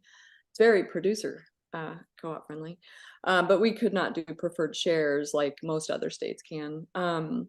But anyway, in order to do this, we had to raise $500,000 in loans from our members. Um, and if we could do that, then the bank was willing to loan us some money, basically, because then they'd have less exposure, basically. And so we started out on this like frenzied capital. So we're still trying to figure out, is this thing feasible or not? And it came down to, can we get pledges of this much money in this much time, to Because like make this work? how much time is left at this point? Like how far into the 90 days are we? I mean, we're at least we're like we got like Half we there. didn't have a lot of time. Yeah, we Yeah. had maybe Okay. half, and um and we of the 500,000, we were at like 75,000. Like, oh my God, we are never gonna, like, this is like going so slow, um, and then we decided that there was a woman in town that we knew of. She was an owner, but she was an older woman. We didn't ever really see her, but we knew that she had a lot of money, and we went to her and we basically said, this project needs to happen. But there's no, we just had too many losses during the Wild Oats years. We're not in a good financial standing. The bank is willing to take a risk, but only if we can raise as much money. We're nowhere near. And basically she said that she inherited all this money, and her late husband had invested heavily in DuPont, I think it was, and that she hated DuPont, and that she'd much rather us have the money than DuPont. And Great. so she basically said, I will loan you at 0% interest for 7 years, whatever you don't raise from your members. So she was like this backstop. In the end, we raised, I think, 125,000 from our members, and she gave us a loan for the rest of it, $375,000 at 0% interest for 7 years. Which is just was the Unheard of. Like, unheard of. And then on amazing. top of that, she made a just donation of, I think, 200,000. So she was like, I want this to happen. I don't want to be involved. I don't want any recognition. But yes, you have this money instead of DuPont. And so she kind of single-handedly, I called Bill Gessner back, and I'm like, okay, Mr. 10% chance, let me just tell you, we just did it. We just raised the 500,000, and the bank is then going to come in with a loan. And and yes, so that was all happening like by the end of the summer 2000. The IGA, it was locally owned, but also owned by, I think it's Fleming, so they're kind of a franchise, partially owned by distributor, so it was like the building owner had to sign off to let the person out of the lease. The owner of the IGA, the local guy, he had to get out of his lease. And then the people who owned 49%, I think it was, of the IGA, of this national warehouse distribution center, they had to agree. So there was like so there was this meeting where we all were there with our lawyers, and like trying to like let them out of the lease, get us into the lease. Part of the only way we could make this happen financially was, IGA said, you can buy all or none of the equipment, but you can't cherry pick it. You're either going to buy all of the stuff in here that we have or none of it. But it was $100,000 for an entire store of equipment and all the compressors. And so we were like, okay, we'll take it, because we couldn't buy all new equipment anyway. But it was pretty old equipment. And some of the equipment was like, there was a closet with like, cobwebby Santa decorate, it's like, okay. Oh, So really, we got everything, but not a lot of it together. was usable. But it allowed us to basically keep the exact footprint of what was there. We kind of backfilled in, we put in some new freezers, and we backfilled some stuff. But it did allow us to keep the cost of equipment way down, Yeah. so that we could make this thing. I mean, it was just like a Mickey Rooney, Judy Garland. It was just like, let's do it. It was just ridiculous how we're going to do this, and we have no money. But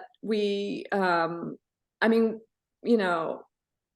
we repainted we couldn't really do any big architectural. We couldn't move the deli. It was in a terrible location. It was in the furthest back corner of the store, which is a terrible place for it.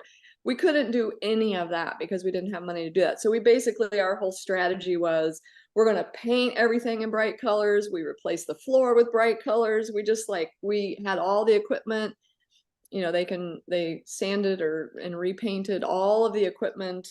So it looked newer. But we just, you know, tried to make it very, very colorful. It had been like this white interior with a beige floor, and, you know, it was just not very, so we came in and just like basically threw color all over the place.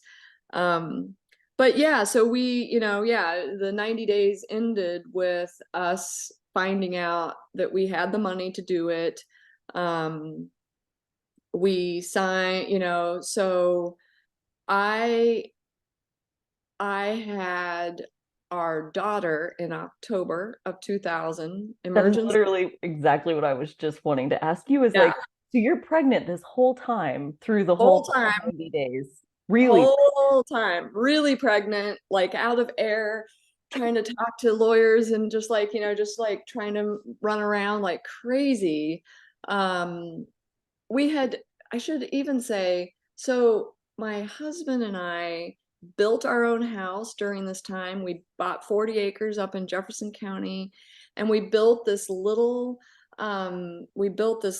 garage house that we lived in for 4 years while we then built our house. So we moved into our garage house in February 2000. I found out I was pregnant like that week. We went on vacation. It's like, let's take a vacation while we can. We went to vacation that spring when I got the call that the IGA was closing. Yes. So yes, pregnant. We had built this house, moved into this house. I mean, like, raised the walls, did the trusses, poured the concrete, hand dug the trenches, like the whole nine on the little garage house. So we had done that. I was pregnant. I chased down this 90 days trying to see if we could make this thing work. I delivered her October 7th, emergency C-section. So I couldn't walk. And we closed on the building. So that meeting with all the lawyers was November 1st. So I had just had this baby. I had to go to this meeting. I could hardly walk. Our good friend, you know, I'm like, can you watch her for an hour? I need to go to this meeting with these attorneys and sign all the paperwork. So yeah, we signed November 1st to take over the building at 9th and Iowa. And I could not then find childcare. So for the next 6 months, I had this baby in a sling or a little bag, you know, like just with me all the time as I met with the general contractors, met with the interior designers, met with the sign designers, met with, you know, I mean, it was just like so many meetings, so many meetings. And, you know, just this little baby with me the entire time. It Um, must have been really good. it was kind of amazing, though she was not a napper. And so, you know, in every meeting, I'm like baby dancing in the back of the room, you know, no, I think that needs to be there. And, you know, like this whole thing. And I mean, looking back on it, it was a very crazy time. But so yeah, that was November 2000. Mhm. Uh, we were we were renovating the store. We had to replace the floor and the ceiling and paint and all the stuff. We were shooting for beginning of June was our going to be our open date. So we had 5 months to get the building kind of fixed up and renovated. We had to go through we had to jump through a lot of hoops with the city zoning. They wanted to close one of our entrances. You know, we had to go kind of fight that again with the baby at a, you know, public hearing, you know, to fight to keep our entrance open. Um, it was just an amazing like that, you know, or I guess 7 months. There were 7 months there that we had to get the building ready. uh, on April 8th, 2001. So we're supposed to open in June. April 8th, I started not feeling very good and ended up in the hospital with a burst appendix where I stayed for 7 days. So the project is supposed to be, I mean, we are close at this point, and I am laid up in the hospital for 7 days. Um, uh, the joke, of course, is that they had me on this. I was still like trimming, but I was still making decisions on budget.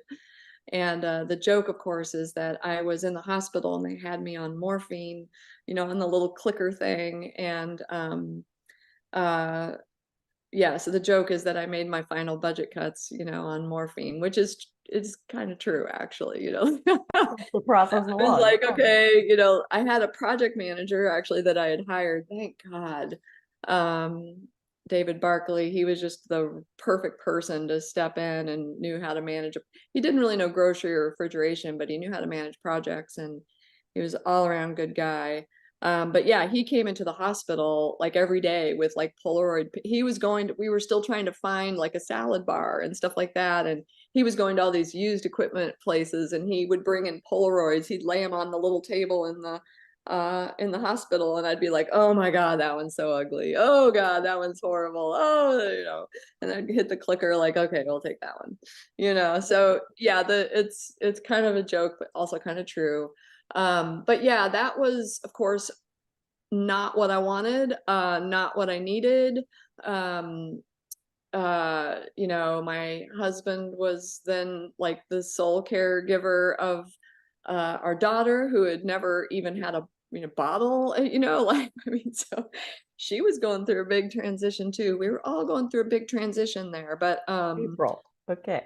I Yeah. came out of the hospital, still no childcare. I mean, we just couldn't find What childcare. were And you so looking for? Because I gotta think like you're in I know we were, Lawrence. It it was exists. firstborn, and we were probably being there were some people that had openings, but we were just like, oh my God, I don't want her to spend her days here. They were just, we wanted, we were looking for, it's your firstborn, and it's just like, oh my God, it's got to be a good environment. And some of them we just weren't excited about. It's like, God, I don't want her to go somewhere where I'm not that excited. Mhm. So we did, I got out of the hospital. We did finally find some childcare. Her first day of childcare was something like May 29th. We opened the store on June 4th. So my last few days, the physical move where we closed down the old store and moved up the hill 7/10 of a mile, I finally had childcare. What was that like? Because, like, just in general, I mean, I've built a store, but I've never built a store while I was trying to run another store, like Yeah, that it just sounds taxing. But the move itself, like, we also didn't have to do that. We were just setting up shop, there was nothing I to do. mean, it's funny now that I work with other GMs, both when you're expanding on site or if you're moving, they're both hard, and they're pros and cons to each, I'd say. Um, it is weird though, because the last 3 weeks or so of the old store, it's sort of like, all right, because we had brand new freezer doors, and it's like, well, we're gonna take those with us, So at some point, it's like we're shutting down the freezer aisle at the old store, and you're starting to move things over. You're starting not to replenish orders, because you're receiving trucks at that point. I mean, our grocery was set 3 weeks before we opened up the Right. hill. So we're starting to fill the new store, and we're starting to empty out the old store. But then, since it's a co-op, and it was a moment in time and a big moment in history, Nick. um, we had the members who wanted to. We actually had a parade where they came into the store. We had like a banner, and we had different stuff, and they all, I don't even know, there were probably 100 of them. They carried the banner up the hill on 9th Street, because we were at 9th in Mississippi. We were moving to 9th in Iowa. I think it's 7/10 of a mile or something. but they did a parade down 9th Street and walked up the hill and gathered. We had brown paper on our doors, on our windows, so no one could see in, and there was a lot of concern, like, oh, that store's kind of dingy. I can't believe you guys are moving there. It's going to be so depressing. And, they didn't know that we were just like completely changing the inside. And we had covered all the windows so that no one could have any idea what was happening. And then they came up the hill. And at the time, our front end manager, Mike Rundle, was the mayor of Lawrence. So it's just like a thing that happened, but he was the mayor and he was our front end manager. But we gathered everybody outside the doors and he gave a little talk. And I think the bank was there and all the members were there. And then we opened the doors. And of course, that moment before you open, most of the store was set. We had some issues with the freezer, like they weren't holding temp and there's like having to empty them out and put, there's all that kind of stuff. The last few nights, just like some all-nighters in the store trying to get everything working. And then that morning, basically all that was left that morning was we were going to put out some fresh flowers around the store and set the meat and seafood case and set produce. But, like minutes before, people are outside and we know they're there and we are like throwing carrots on the, like we're really trying to like finish it up. But then that moment where we opened the door and they came in, and a lot of them were our member lenders. So these are people that, they loaned us money to do this, and they were a lot of them in that line of people. But what I wasn't expecting when they came in the door, we were exhausted, but they came in the door and so many of them started crying. And it was sort of like, what? Yeah. And they were just like, oh my God, it's beautiful. I would have never imagined this. And they were so overcome that it was like this very sweet, unexpected moment. Have all these people pour in the door and they start crying, which was unexpected, like I said. But it was sort of that was June 4th, 2001. And so, there was like this series of events. And then there was the closing down of the old store. We gave our equipment to some, other little grocery stores that like, hey, can we have your produce? Like, yeah, take it. If you can haul it, you can have it. So we closed down that store, cleared out all of our storage unit. We had a lot of storage units and kind of got settled into our new store. But that was like, when I look back from like April 1st, 99 to June 4th, 2001, it was like this string of like building a house, becoming the GM, having a baby, C-section, having emergency, burst appendix, building, just all the things that happened in this very compressed amount of time. Sometimes now I look back at that moment in time and like, oh my God, like how did we do that? How did I do that? But it's one of those things where you do, like we've been saying already, it's like, well, okay, somebody has to do it. I guess I'm doing that, I guess I could do that. I'll do that, and whatever. But it was an extraordinary period of time in my personal life to have to do all of that.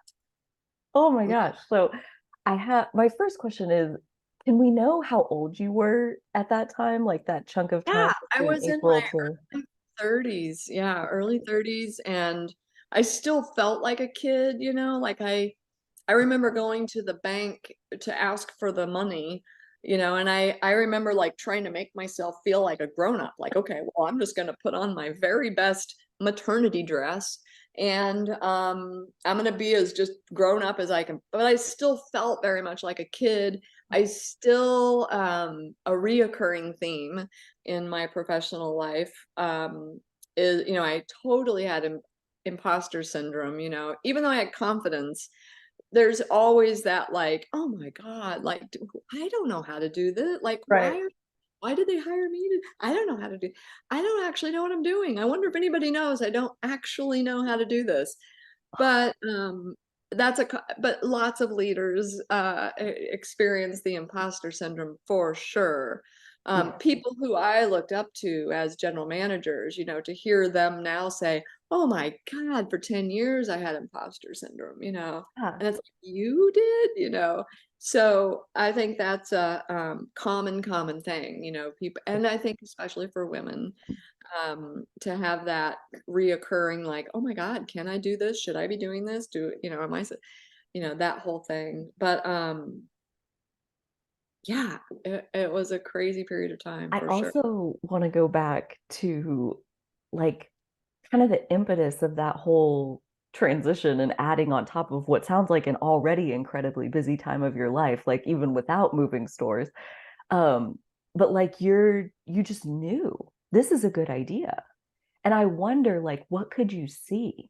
Like, what was it that, or like, what could you feel? What could you smell? What could you hear? Like, what was telling you this is the Yeah. best idea? Well, it's funny because now I tell lots of GMs, like, you cannot just make a decision like that on your gut.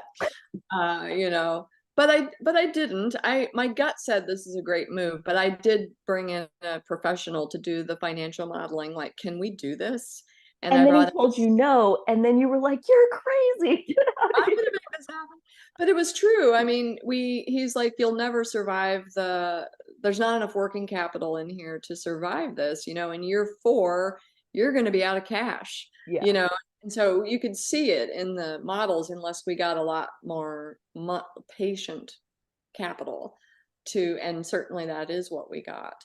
Um, but I I got a market study done during that time. I got a market, basically I had to see, I didn't know it at the time, but thankfully I had called Bill Gessner and he was like, well, you need to get a market study and you need to do some preliminary design work to just see, like, can you yeah, make this? sure. And so I had good advice from people who knew enough to say, yeah, okay, it's okay. Let's just look at it though and make sure you don't risk the entire business to make this thing Right. happen. So yeah, I thought it was a good idea, but I had wise people tell me, and now I recognize it as, oh yes, I was testing feasibility. I was testing market feasibility. I got the market study, which when it came back, Pete Davis, who did my market study, who is now retired, but he does grocery, uh, just he was, world class market study guy.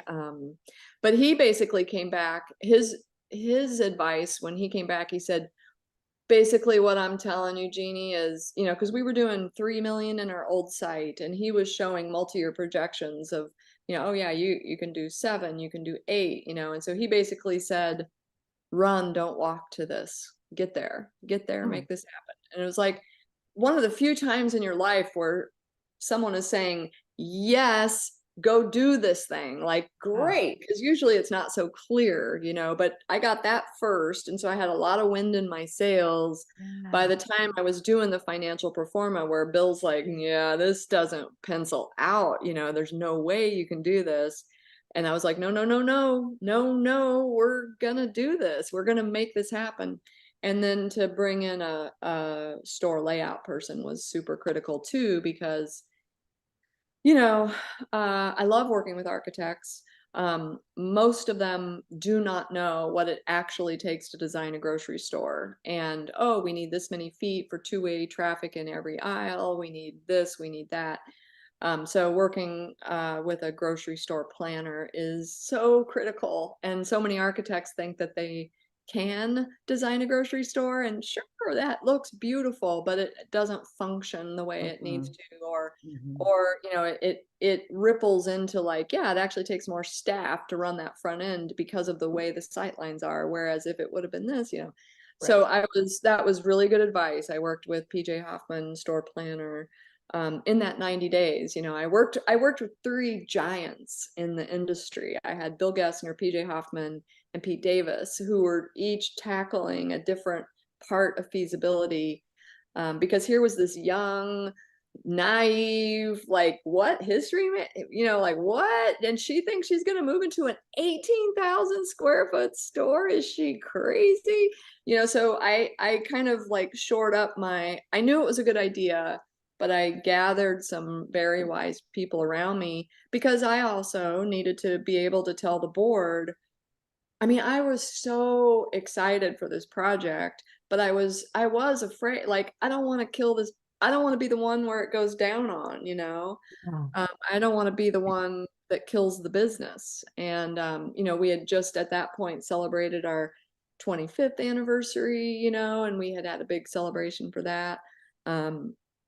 Although it was right after I had terminated the lease of the bakery, so it was a little bit muted, because people were angry at me at our 25th anniversary. But yeah, I was I had this, I'm a history major, so I had this sense of this Oh, wow. business, started in people's living rooms. Hippies started this business 25 years ago, and it's still standing, and now I'm the person at the wheel, and I don't want to be the one to kill this. So I I was fearless, but also like kind of cautious about, it's like, I want to do this, but I can't have this hurt the long-term stability of this business. I can't risk it all. Yeah.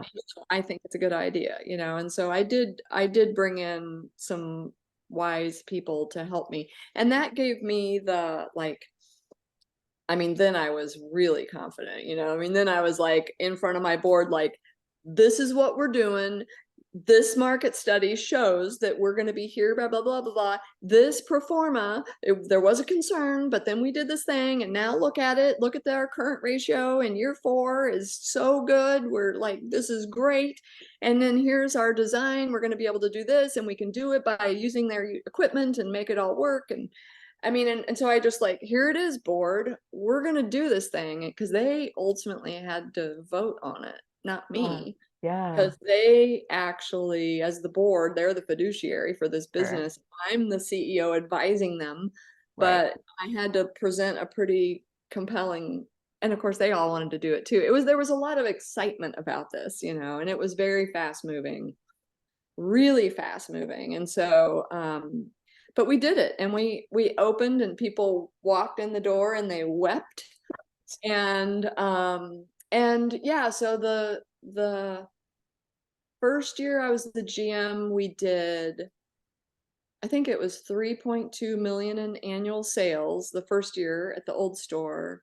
And then, um, yeah, I can't remember the exact. I know the first year at the new store, we moved right in the middle of the year. So that was a blended year. We did like 5 point something million. The Wow. next year we did like 7 million, 8 million, 10. I mean, so it was the right thing to do. Absolutely. I always knew it would be. But we grew gangbusters, and I think when you ask why did I know, I mean, we were in a small building that had the college campus on one side that is blocked during, so we had like a lot of access, easy access. You had to go around the city to get to our store during when KU's in session. Hmm. Um, the building that we moved to at 9th and Iowa Iowa has an exit off of I-70. Hmm. It at the time was the third busiest intersection in Lawrence, Kansas, with 50,000 people driving through that intersection every day. So it was just like, that's where we need to be, so Yeah. that people can really come to our store. And at the time um, well, at the old store, we'd been all natural organic, um, like to a fault, probably. I mean, we labored over, oh, I don't know, this flour, I don't know, it's not local, But once we moved into the IGA building, we really wanted to be the neighborhood grocery store. And we really wanted to serve the needs of everybody, not just the people who were looking for ultra premium natural organic. So we actually, at the old store, we had these yellow legal pads at the registers, and we just, this is very this is informal, I guess. But we just put on there, on these pads, we did this for 2 months before we opened. What do you wish you could buy at the Merc that you currently can't? Because Oh, we knew we had to fill so much more right. space. Like, what are we going to fill this space with? And to our shock, consistently, page after page, week after week, of all these things getting filled up, the number one thing always was Diet Coke, and followed by like Tide and Charmin toilet paper. And, and it was all these like national brands that, the co-op was just like, oh my God, we can't possibly. But we did. We opened up the product standards at that point, and we did bring in some of we called them convenience items. So because like some of the members were like, I'm gonna go buy Diet Coke. Don't make me go to Kroger, Dillon's here in Lawrence, Right. to buy just let me buy it at a place where I'm earning, patronage. Like, I own this. Why can't I buy these products here? But Yeah. it was a deal. I was persecuted once again because I brought in Diet Coke, and oh my gosh, that was like a huge deal. Like Huge. people complained that Diet Coke was Oh, sitting on the shelf. freaked out. Yes, and I will just say, partly it is my fault because I didn't do a very good. I could connect all the dots. Oh, we did all this research. This is what people want. We're going to bring it in. Sure. But I hadn't really prepared the hardcore old time shoppers, like, hey, we're going to open up our product standards. But oh my gosh, yeah, people streamed into my office. I got the nastiest letters, how I was selling out, so corporate. What's the difference between you and Crow? I might as well. I don't care. I don't want to be an owner here anymore. What do you even stand for? Who is this place? Lots of that. However, Oh my gosh. yeah, That like gives me a sick feeling to my stomach, and it's not even directed at me. it was the early 2000s. It was a very purist kind of, had been a very purist organization. That's how it was founded, was to Sure, be sure, sure. alternative food, where you know, to buy brown rice in the 70s, like you couldn't get brown rice in the 70s. You couldn't get organic foods, and so that was what we were. Hmm. But at this moment in time, we were definitely growing up, trying to reach more people. I was really talking a lot about, like, yeah, but if we bring more people in, isn't that better? Right. I was really trying to make the tent bigger, but not everybody was happy about it, that's for sure. But I endured a lot of hate mail. And yet Diet Coke was one of our top sellers in the store. Like, I just had to look at the data. Like, I know this makes you angry, but it is selling like crazy. So Yeah. clearly people want this, and it's a store they own, and who are you to say what they should or shouldn't buy? And so it was, I should have communicated it better. I think I could have taken a little bit of the heat out of it. But I was also felt firmly like, nope, this is what we're doing, because we're a business. We're at the third largest intersection in this city. We say we want to be welcoming and accessible to all, but do we really? So I was being very, our product mix, the fight over the product mix in the early 2000s was, oh, it was epic. But in the end, I mean, in the end, and we did eventually kind of cut, it's like, okay, well, no one's buying Charmin at our store, so let's not carry, like, we just looked at the, is like, we're going to use data as the guide. And if it's not selling, it's not earning the real estate on the shelf, we're going to get rid of it. But Diet Coke always earned its keep on the shelf. Yeah. Uh, but so we did pull back a little bit. But we did, we started carrying like best choice canned, it's like, what if somebody doesn't want to spend $2 on a can of beans, And so we really started wrestling at that time, especially in the board, we really were starting to wrestle with like affordability, accessibility. Like, yes, we are the leader in natural organic foods, but we also saw a need to be accessible. And it's like, are we really, we say one of the co-op principles is everybody's welcome, open and voluntary membership, but really, is everybody welcome if all of our food is Not really. right? And so we were wrestling with those kinds of conversations.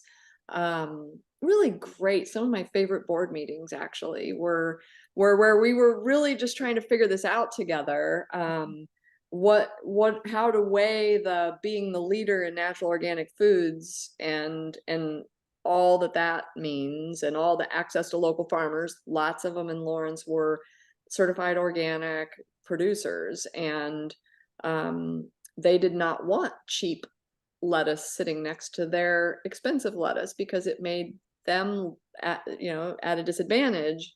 So there was a lot of pressure at that point to be like, who are we? It all came down to our identity. Like, who are we? Are we the leader in natural organic, or are we the neighborhood grocery store? And which is more important? And how do we fold both of these ideas into one identity? And so I loved actually all of those conversations at the, it's like, yeah, to me, that's the nut well, it's the nut that every grocery store has to crack. Like, who are we? What are we trying to do?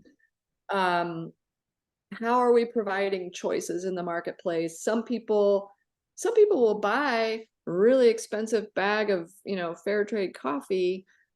That doesn't mean they want to buy the most expensive everything. It just means they're choosing to buy that coffee. They might need a less expensive olive oil to compensate for their expensive, Sure. our job is not to legislate that. Our job is not, so I was like trying, I'm a math person. So I really leaned into data, like, well, let's see, what are our top selling olive oils? Well, look at that. You know, they're the least expensive ones, or oh, look at that. There's this one premium brand that everybody loves, but these other premium ones people aren't buying. So, and they're just hurting our price. So let's pull those out. Mhm. And yeah, let's find another lower priced one, so I really leaned into data during those years. Um, it's my nature, but we really needed to, because we were doubling our sales. We were just like growing like gangbusters and trying to get our legs under us this whole time and try to figure out who we are and manage this growth and learn how to be an employer. I was learning, like, again, that like classroom thing, where it was just like, oh my gosh. Like, yeah, these deep philosophical questions of who are we and what are we trying to do and who are we trying to serve. Right. And then also just like, by the time I left, when I started, we had like, I don't know, 45 employees or something. When I left, we had 130. And like, to be a manager, an accidental manager who really had no training in leading people, and having that just ramp up year over year over year, and you know planning for that, trying to figure out like, okay, we're going to grow by this much, and if we're spending 20% of our sales on labor and we grow another million, okay, there's 200,000 I can spend on labor. Okay, how do we want to spend that? Are we going to add more hours? Are we going to raise the pay? Are we going to add in a new manager somewhere? Like, learning all of that. That sounds It so. was it was so it was just it was such a whirlwind, when I think Sure. about my years there. And partly, yes, I knew in my gut that was the right move for us. We would have never grown like that. I knew we needed to move, and for all those reasons. I knew we could grow into that store. I knew we could serve more people. I knew all of that. But the stuff I had to learn in order to make all that happen was completely unforeseen. And uh, I mean, when I think of those years, I think of me trying to figure out how to lead, like, okay, now we're 13 million and we have 130 people. And instead of 1,500 owners, we have, 7,000 owners. And, it's like we really exploded Yeah. during those years, partly because it was we were way more visible and, that was the right thing to do. Partly it was the time. Partly there was the interest in natural foods was just like exploding. Uh, Mm. I mean, in fact, it's like in 2000, the total combined sale in the US of natural organic foods was like in 2005, I think it was 50 billion. Last year, it was like 220 billion. So it's like, like in 15 years or 20 years, it's quadrupled. It's Yeah. just so partly we got into this physical building where we were more visible, more people came, we were way more on the radar. And also there was this wave happen. It just put us in the right place to really capture a lot of growth in the industry. And Dillon's didn't have anything like that. Hy-Vee didn't have anything like that. That competition came in the 20 teens, big time.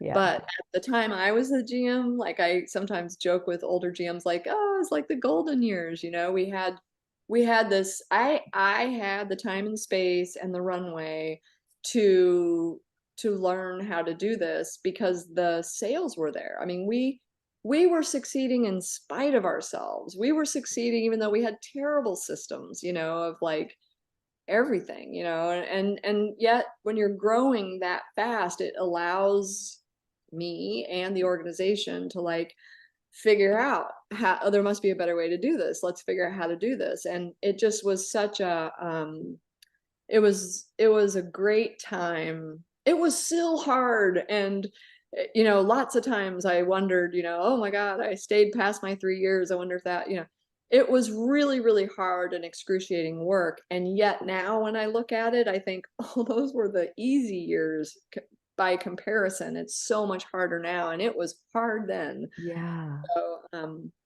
but yeah, it's we did end up doing a renovation in 2007, um, which cost twice as much as our initial move. So it was to fix all the stuff we couldn't do. We moved in, we grew faster than projections. We retired all of our debt ahead of schedule.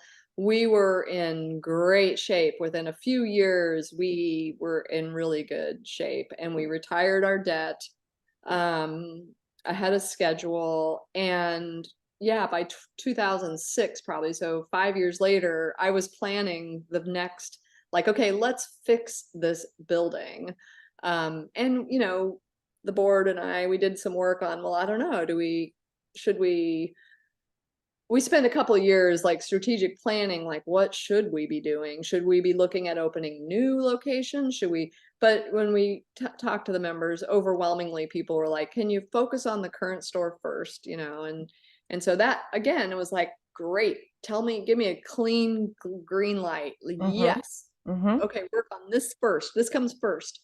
And so we set out to redo that building. We moved the deli out of the back corner, which is just like a terrible place for Yeah. it. People, I was a 1961 IGA, and it's like that was just built for a different time. Blast from the past. Yes, indeed. Yeah, and it had a 16-foot meat grab and go case and a 12-foot full service meat case. And since we had to do all or nothing on the equipment, we hadn't even served fresh meat before we moved in there. Now we had all these feet to fill. Oh man, we lost a lot of money. I get that. But yeah, so when we did the renovation, it's like, let's right size it. We don't need that much room for this. But we need more room for the deli and more for produce, but less on this and more of this. And so we so then that was the project, like more like what I was saying earlier. That one we did while we were open, and it was a phase, it took 9 months. And had to do temporary shelving and block off part of the store and then move it over here and block off this part of the store. And I mean, we completely renovated the building in 2007. What Uh, were your sales like during that time? Did you see it we like come way down while you're working on the store? budgeted for a 2% decrease and we grew by 8%. And it was just like, what? I can't even believe we're talking about a grocery store right now. This gives me so much hope. You have no idea. Right. And Oh, yeah, so that one was, so I got to do that project too, which I loved and was much more methodical. And I was very cautious and, oh, so good. Like, I mean, the planning of it was so much better because I'd been through it once. I was a better manager. I knew the industry better. I knew everything better. mm, And so many managers that do projects, they do one and you learn a ton, and then you don't usually get to use those skills again. And I feel like I was lucky because I got to do another project and really, and I was the project manager on the second one. And oh, I had so much fun on that. That was so much fun. But yeah. yeah, that one we renovated, fixed some stuff that really needed to be fixed, but was expensive to fix. Like moving the deli, that's expensive, and enlarging the hood, and we bought a new compressor rack, and Mm. all the big ticket stuff. We couldn't do it when we moved, and so we did it in 2007. Did you But have to finance that also, or had you gotten that far ahead that you we were did. We financed, we member loaned again, and we borrowed some money, and we had cash from operations. Yeah, so we financed that. congratulations. I know that was a long time ago, but just congratulations to even Yeah, be in that spot. I mean, it just is funny. incredible. And that one we did, yeah, like I said, it was like twice as much as the Right. move. Right. But yeah, we did, that was like a complex, like, you know, there was a day we didn't have a front door because we were moving the doors, and we had to have plywood, and I think we had to have a security person at night because there was no way to take it out and put it in and All in have the it same work day. in one day. Yeah. And yeah, yeah. So, but yeah, that was a good fun project. Yeah, I think when I left, I'm trying to remember. I think we were like 13.7 million in sales or something, so we were 10 million in sales more than when that April Fool's Day in Yeah. 1999, I was like, okay, I guess I'll do this thing. And then, it's that thing where yeah, I had said I'm going to do this for 3 years, no matter what comes at me, and a lot came at me. Um, but also, um, I was having fun. I do love grocery. It's Yeah. weird. I do. I love grocery. I love store design. I love merchandising. I love math. So Mm. I loved I mean, I found beauty in a really good like budget to actual report. It's like I loved just like combing through, Beautiful. I love all that. But I think going from a pretty small to a much bigger organization, to be on the list in Lawrence, they have a list of employers that employ local employers that employ over 100 people. There's very few people on that list, and I was very proud of the fact that this grocery store was on the list. We Yeah. were providing employment to this many people, and For we were real. selling this, as we grew, so did our purchase of local product. In the olden days, we were selling like we were probably buying in like $500,000 of local produce or local goods to sell. And by the time I left, it was probably like 4 million, 5 million, 6 million, I mean, so really could see the economic benefit of if we can if we can grow this store, we can grow our impact. But Yeah. if we if our store is just like kind of anemic or not doing anything, we really don't have a chance of growing our impact. And that was incredibly motivating to me and still is actually. But yeah, when I reflect on the Merck years, yeah, it started like a big bang, like the whole beginning and the move and the baby and the house building and the all the stuff. Like that was just like a whirlwind. And then I kind of settled into like, okay, now we're managing growth and I need to learn how to be a manager and I need to be good at this because this I felt like I would sometimes joke like I feel like the mayor of a very small town, like it really felt like, oh, there's a lot of people counting on me. On the last episode, no, 2 episodes ago, we talked to the co-directors of the Kansas Sampler Foundation, Marcy Penner and Sarah Green, and they are touring over the next 4 years all 600 some towns in Kansas. And there is, I think they said maybe like 20% that have under 100 people. So there Oh, are like over 100 towns in Kansas that have fewer people living in them than the number of employees you were right. managing at Yes. your business. Like, Yeah, no kidding.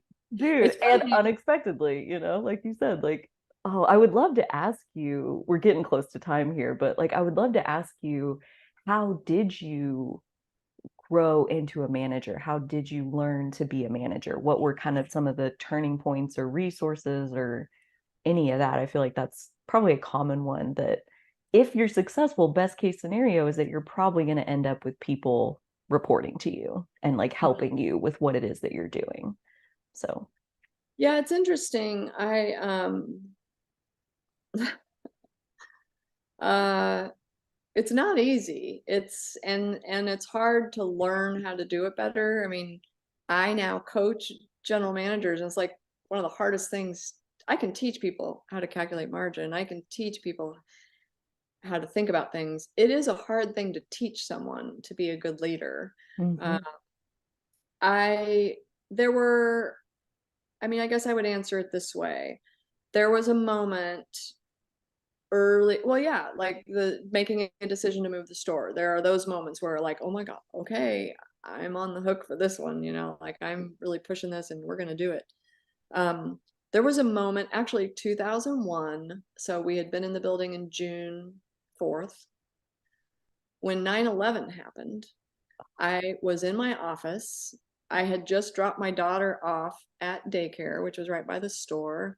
And when we were dropping her off, our babysitter had her TV on and she's like, look, something crashed into one of the towers. And while we were watching, we were like, oh my God, that's terrible. And while we were watching it at her house, the second tower got hit. And we were sort of like, oh my God, what is happening?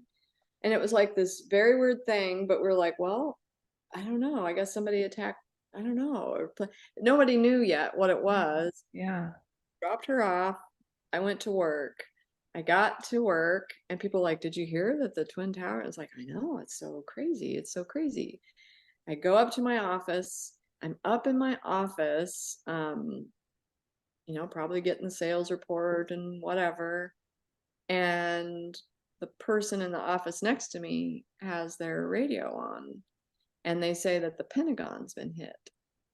And there was this moment, like when that happened, I remember looking out my window. I had this little window, and I remember staring out into the back parking lot and thinking, oh my God, what is happening? Like, are we being invaded?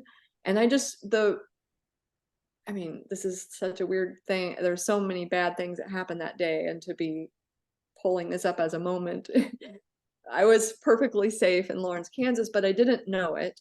But for me, it was the first time where I just remember staring out the window and thinking, oh my God, we're being invaded and I'm going to have to lead our people. I don't know what to do. I don't have any idea how to do this. And then we were across from a gas station and instantly there, like all of Iowa Street was blocked off with people lining up for gas. And it was sort of like, what is happening?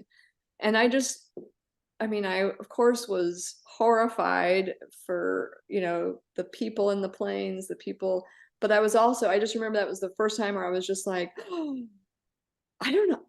I don't know how to lead through this. I have to come up with like a plan here. I have no playbook for this. I have no idea what to do.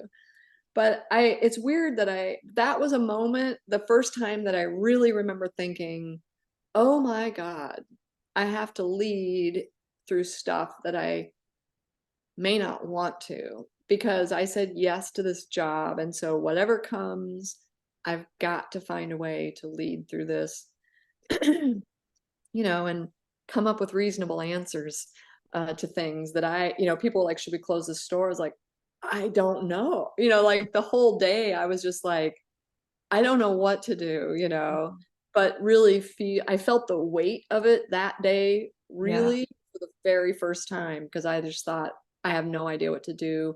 This isn't what I signed up for. I Right. signed up to build a big store and have big sales, and this is not what I wanted.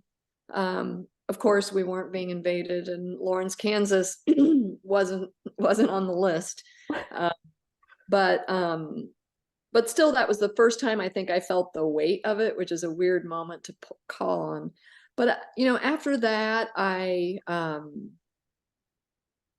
would say this: I desperately wanted to be a great leader, and I had no idea how to do it. And so I think I kind of latched on. I had a couple of people who I I mean, they were mentors, I would say, people who'd been in the role longer than me, like some general managers that I had met at, conferences, or, that was an absolute lifeline to have if I was to say what do you need to be successful, having a group of peers that you can talk to Hmm. is absolutely there. And in that group, I had some mentors that were really transformational for me, because it's like, okay, I like the way she leads. I want to be more like that. I want to, and so I definitely had that kind of inspiration. I, read some books, I went to conferences. I, definitely started being more of a sponge when it came to that kind of thing. We had a coach come and work with our management team for a while. She was so helpful to me. It was at that moment where I was just like, I don't know.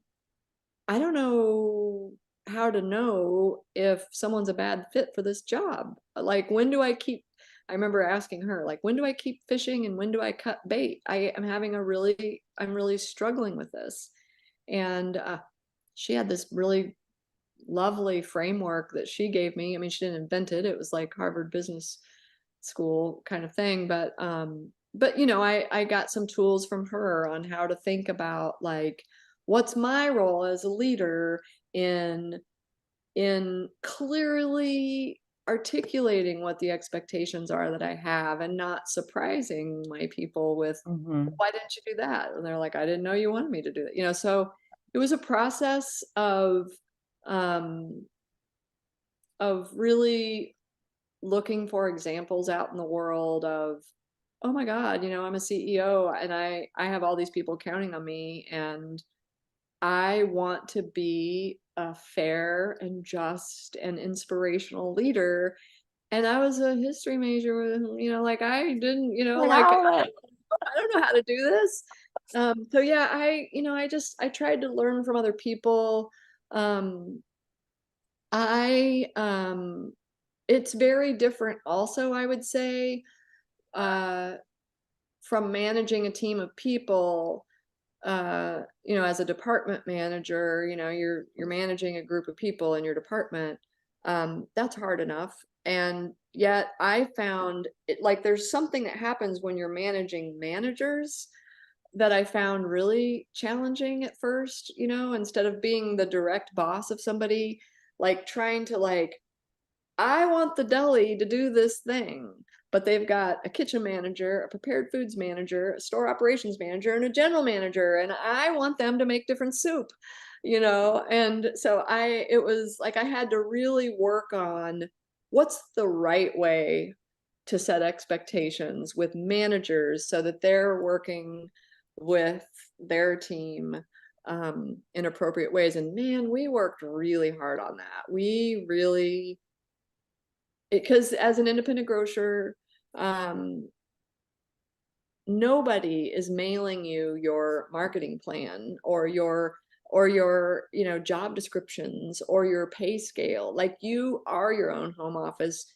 It's that group. You're sitting around a table going, well, I don't know. How should we do this year or this Right. month or whatever? And you've got to figure it out. And so we did spend a lot of time on, we are the leaders of our teams, and we need to be better. We need to be good at this. And what is it going to take for us to be good at this? And spent a lot of time talking about it. Yeah. And then, I will say this, one of the best teachers I ever had was my assistant manager, Rita, who came in and was such a natural people leader. Yeah. Could Yeah. have people do things, but she could say it in a way that she never hit anybody's buttons, Yeah. whereas I Yeah. had to really work on not hitting people's buttons. And I learned so much from her, like just watching her grow. She started out as a refrigerated grocery manager and became my assistant. And in every way, I felt like she was that other ox in the yoke with me. Like, it's the Yeah. two of us pulling this forward. But I learned so much from her. She may never even know that, but she is now the general manager, CEO of the Merck, and she was my assistant, and I mean, I learned so much from her. So when I was stepping out of the Merck and she was interviewing for the job, and I remember the board asking me, like, what do you think? I mean, maybe we should bring in someone from outside, and it was just like, this, I don't, it's your decision. I get no vote here, but I will say, I don't think you can do better than her. Mm. And truly, she has been amazing for them. And I think I'm so grateful that they've got her, because she's done a fantastic job. But she was an inspiration for me. And so I Yeah. think leaders, you know, you have to look for inspiration, and I had to look at other managers. I definitely looked at inside my organization. I was learning too. I got much better at I just pick, like anybody, you pick up little tidbits along the way. I was really into Zingerman's and Zing Train, and out of Ann Arbor. They do a lot of leadership training and stuff. But one of the things that um like Ari, one of their founders, he's like, my job at any meeting is to see if I can not talk. And it's like, oh yeah, I don't want to be the only one going, okay, and we're going to do this and we're going to do this. He's like, my job is to just sit in the back and see if they can do it without me. That's my Yeah. job. Yeah. And he also said, he tries to never say something in a sentence that if he can ask a question instead. And Dude, I love this guy. I don't even know him. oh, Ari, he's the bomb. He's great. But yeah, Yeah. I mean, it was like things like that, and I realized, oh yeah, I'm doing all the talking in my management team meetings. I don't like that. I don't like being, because it sets up that like teacher student or parent child, which I did not want. I Sure. wanted, yes, I was on the hook for things, but I wanted my team to kind of like, I want you to run this business so that I can actually be focused on what's coming next. And so it was more of a discipline thing. I got more disciplined instead of saying, we should do this kind of promotion because this thing, blah, blah, blah. I got much better at saying, what do you guys think we could do that, and Hmm. let them figure it out. Yes.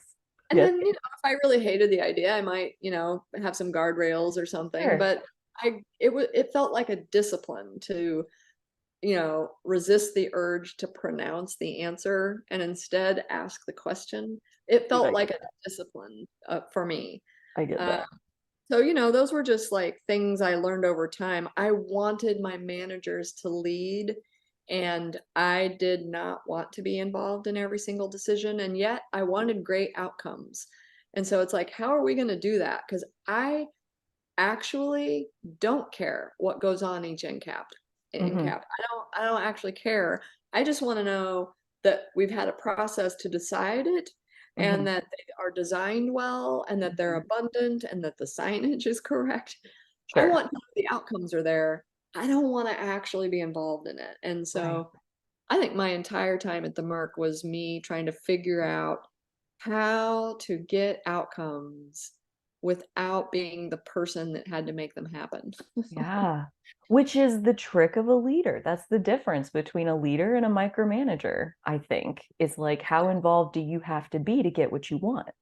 And the thing is, like, when they come up with the idea, I've seen this in my own business, like, when it's their idea, the way they work on it, the way they can see it in their head, the way they chase after it, they're so excited about it.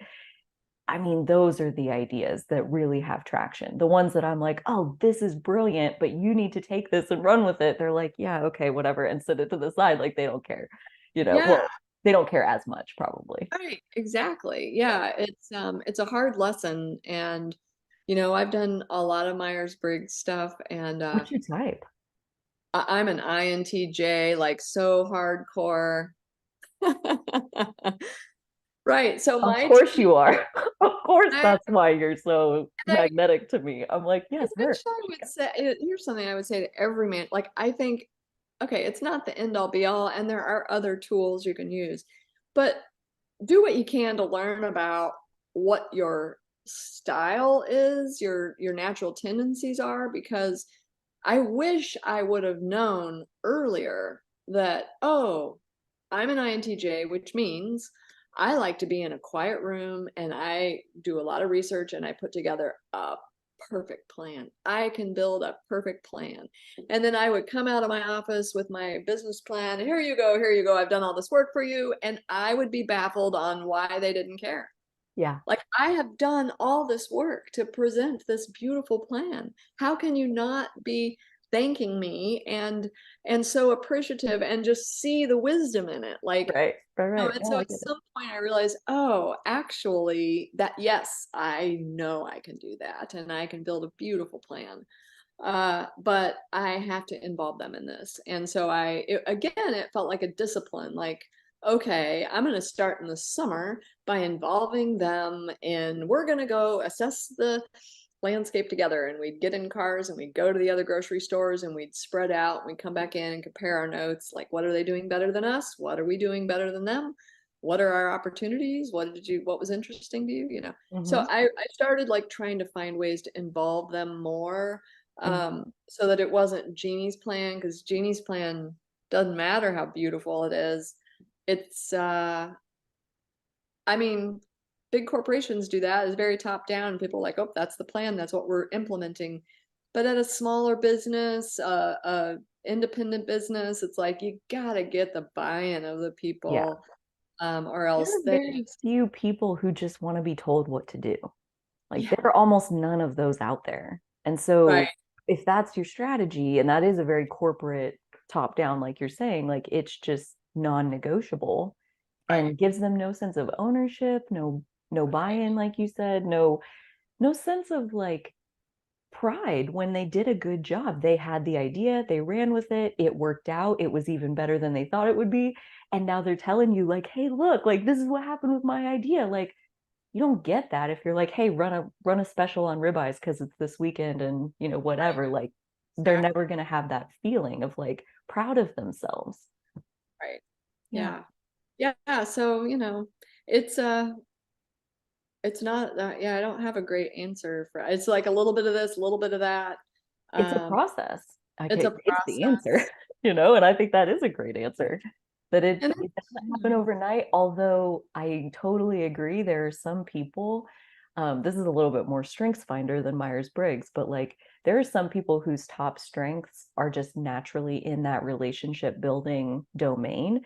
And to watch them manage people is awe-inspiring in a way where I don't think INTJs are ever even going to be capable of what Right. they're doing.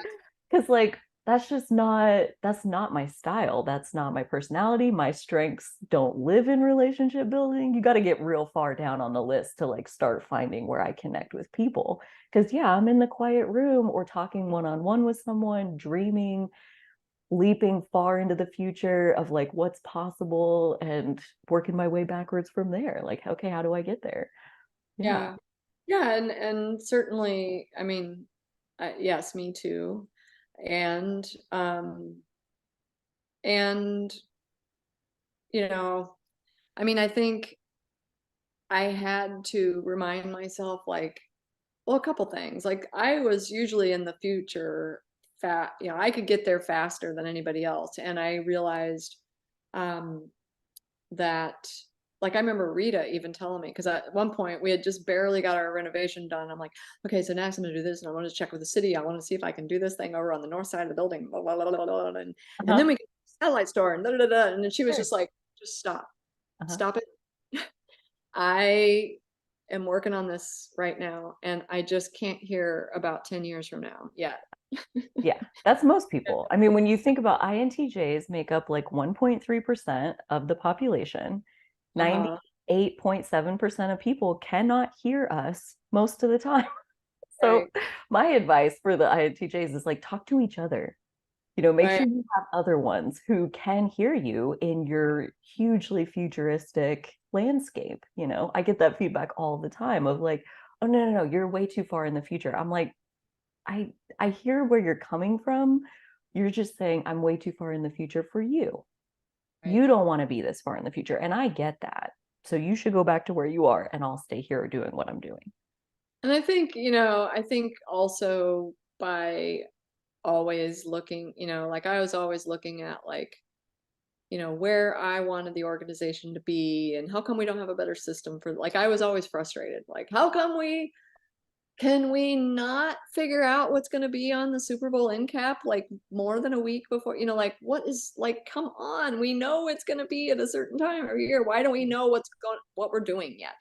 Yeah, 'Cause I'm a planner, and so, like, I would always get really frustrated by, because when you're your own home office, it's like, well, yeah, there's no system unless you build it. sure.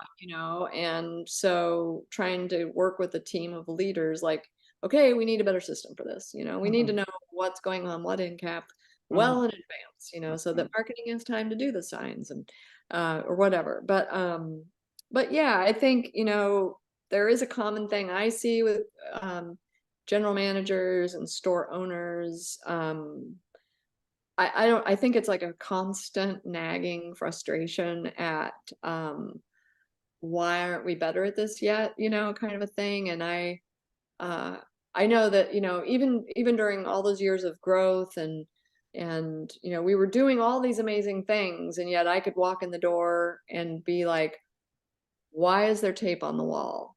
We don't allow tape on the wall. And it's like, of all the amazing things we just done, and I could zero in on tape on the wall. Or Mhm. why are all the soups creamy today? Don't we have a policy about a very, like, thing, like the most minute thing? And I think that's I thought it was just a problem with me, but I have come to realize, oh, that's like a general manager thing. It's just, so usually I tell managers now, like, remember to look in the rearview mirror. Like, you're doing all this amazing stuff, and yet, of course, we always focus on what we're not good at yet, I or love what's that. wrong. And so I think it's important Rearview to mirror. remember, oh, but actually we just did all this stuff, and Yes. we, did all these amazing things. We just led our store through the pandemic. We did all this stuff. So, yep, there's tape on the wall, but man, look at all this other stuff we did, and I think just getting some perspective, there's always something else that needs to happen, but you can't, I mean, it can inspire you and you can help pull you forward, but you can't obsess on that Yes. because it'll eat you alive. Yeah. Yeah. Yeah. Well, and it'll make your people hate you It'll and make your people quit. hate you. Yeah. They don't want that side of you. Like it's Oh, so valuable. And yet, like your Rita told you, like the people, why aren't we better at it yet? Because people move at the pace that they move. And like, it happens in increments and gets a little bit better and then a little bit better. And there's really no forcing that process, even though like the engineer, the architect in our mind is like, no, no, I set the target.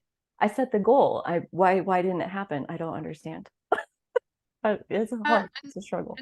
and to make change, I think, like a lot of times, I mean, we had so many, we met as a management team every other week, and um, so many of those meetings, we were trying to like, why, how many years have we talked about this? Why aren't we better at this? Like that kind of thing. Um, and oh shoot, I just lost my train of thought. Uh,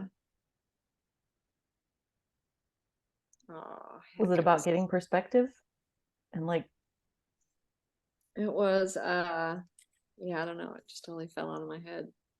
well, okay, so we do the same thing. We meet every other week, and there are times when usually I give like a question that everybody's going to go around the circle and answer the same question, but we're going to get to hear from like all the different departments or whatever. And the very first one that we did, the first question I asked tells you something about where we were and why we were like starting this tradition. I asked them, what is your biggest pain point at this time? Like, what's the biggest bottleneck you face? What's the biggest whatever? And we went around and I wrote down every single thing that they said. In 2 weeks, we had solved almost every single one of those items. And the next question I asked them, the next like 2 weeks later at that meeting was, what is your most golden thread? And how I explain to them what that means is like, what is the part of your job where every time it comes around, you just light up? It just gets you excited. Oh, I get to do this again. I look forward to it. I wish I got to do more of it. Like, what is that thing for you? And I try to like, so those two are very them focused. And once we got off the ground, I started rotating it like business focus. Like we're here to work on the business. We're here to give ideas and start new things and improve. And then we're back to focusing on them. And how's it going for you? Like, what's it like for you? And I have to, on purpose, remind myself to ask them things like that because Uh-huh. otherwise like we would be working on the business forward forward forward forward forward forward. I would never stop and be like, are you okay? How you doing? Are you good? Like I have to, that's one of the things that watching natural managers, they spend so much time just vibing with the person, like just, how was your weekend? I Right. don't ask people like that. I don't ask them things like that, like I have to make an effort to, how is your job? How is it going from your perspective? You tell me what's up. And I don't want to just hear the bad. I want to hear the good too. But yeah, like perspective, like sometimes it is an effort and sometimes Right. it's more natural. Yeah, and it's more natural for some than others, and yeah. Yeah, Totally. I know. I mean, when we were there, like I was just thinking about all the self-evaluate, like we got better as an organization. Uh, uh, we whenever it was time for someone's evaluation, there was always a self-evaluation where we asked them like, how does your supervisor support you? In what ways in what ways would you like more support? Like we tried to Oh, just like that's make it more good. systematic so that even if somebody wasn't naturally asking those kinds of questions, the employees at least got an opportunity to talk about it and reflect on it once in a while. I love that. I'm stealing that question for an upcoming team meeting. Like, how do we best support you and how could you use more support? Like that is such a perfect conversation starter. Thank you for that. And maybe that's a great note to end on. I know we're at time and we have once again, I just absolutely love your outlook. And it doesn't surprise me that we're both INTJs and have probably more than that in common as well.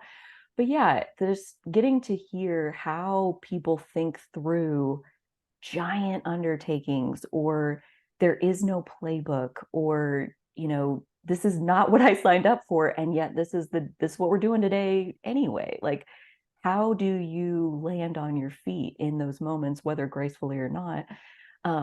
I personally find it so helpful, and I totally trust that other people do too. Like you said, mentors can be so valuable in terms of grounding us into our evolution and our journey of development. And you've been hopefully served as a mentor to everyone who's watching and anyone who will find us in the future. So thank you again for joining me. Yeah, it's fun. Yeah, good. I love it. I hope it's fun. I hope it's fun for you to get to tell your stories. I sure enjoy them. I would love to have you back. I know there's like we've made it through the Merc years almost. We didn't even really get to the end of the Merc years, but that's where it gets interesting again, where there's another turning point, another transition, kind of another evolution into the next phase. So I will be very much looking forward to getting to hear about that on a future episode. Um, Take good care of yourself. I know you have a busy season coming up. And everyone who listened, thank you so much for joining us. Take a second, like the video, follow the podcast, all that jazz. Would love to hear from you in the comments. Until next time, everybody take good care, and we'll see you soon.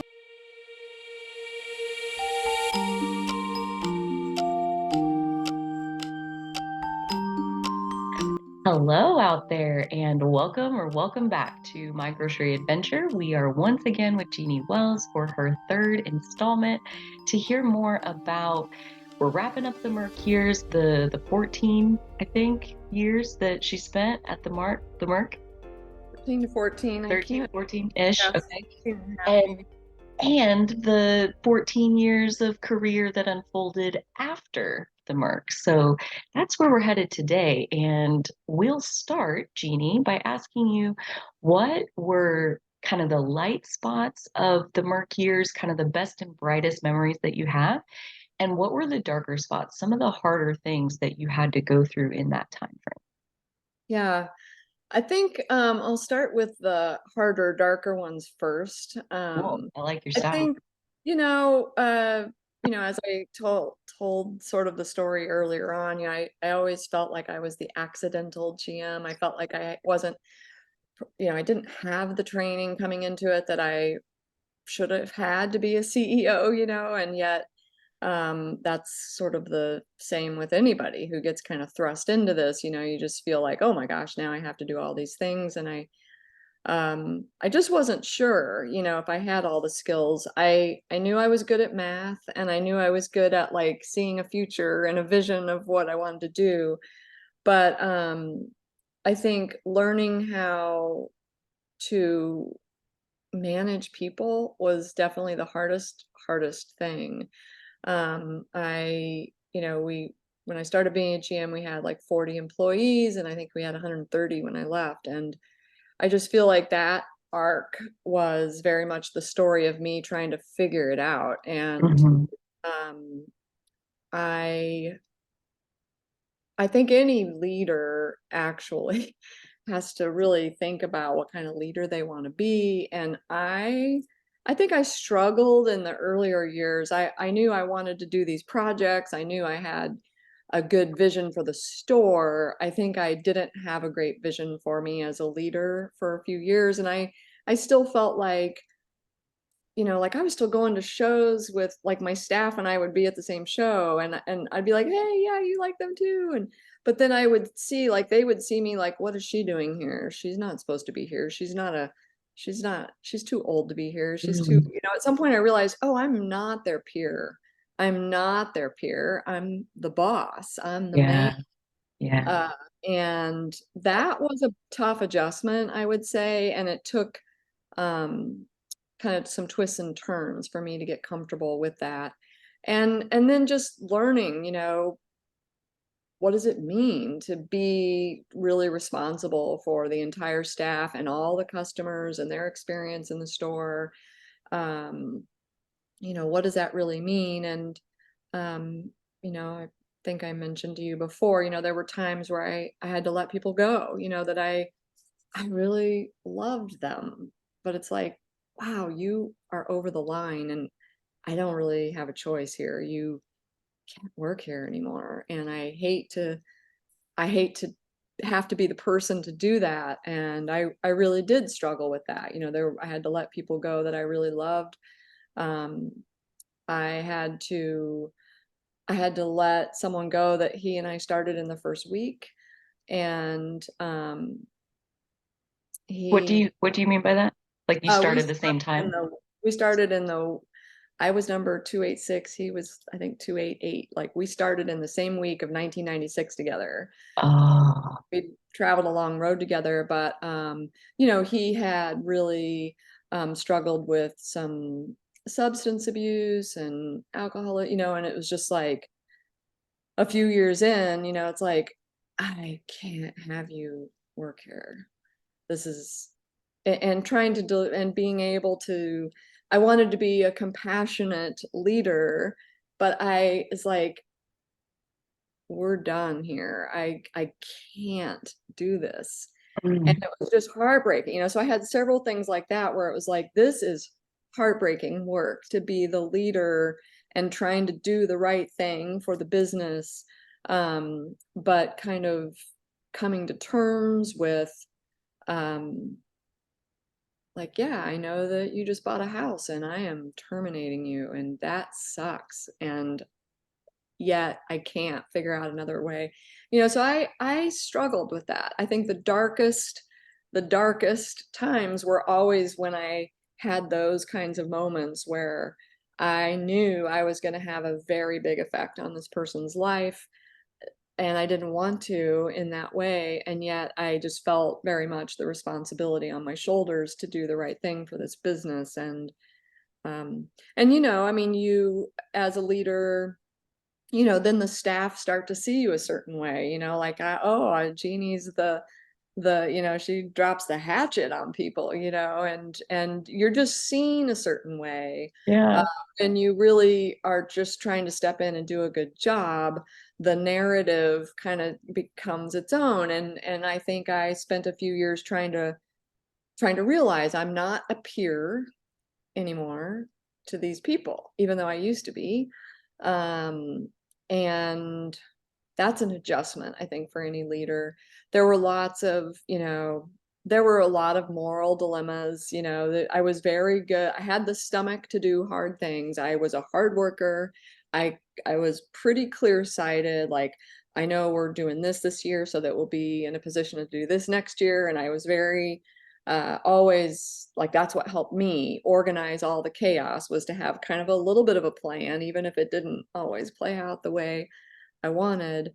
Um, and I was not afraid to do the work to do that, but there were definitely times where I didn't know what the right answer was. Like, if I know the right answer, I will do the work. But if I don't know what to do, that was tough, So there were um, just some really difficult, like, heart-wrenching situations where the the situation needed me to make a decision, and I was completely of two minds. I didn't know what the right answer was, and it was very painful for me.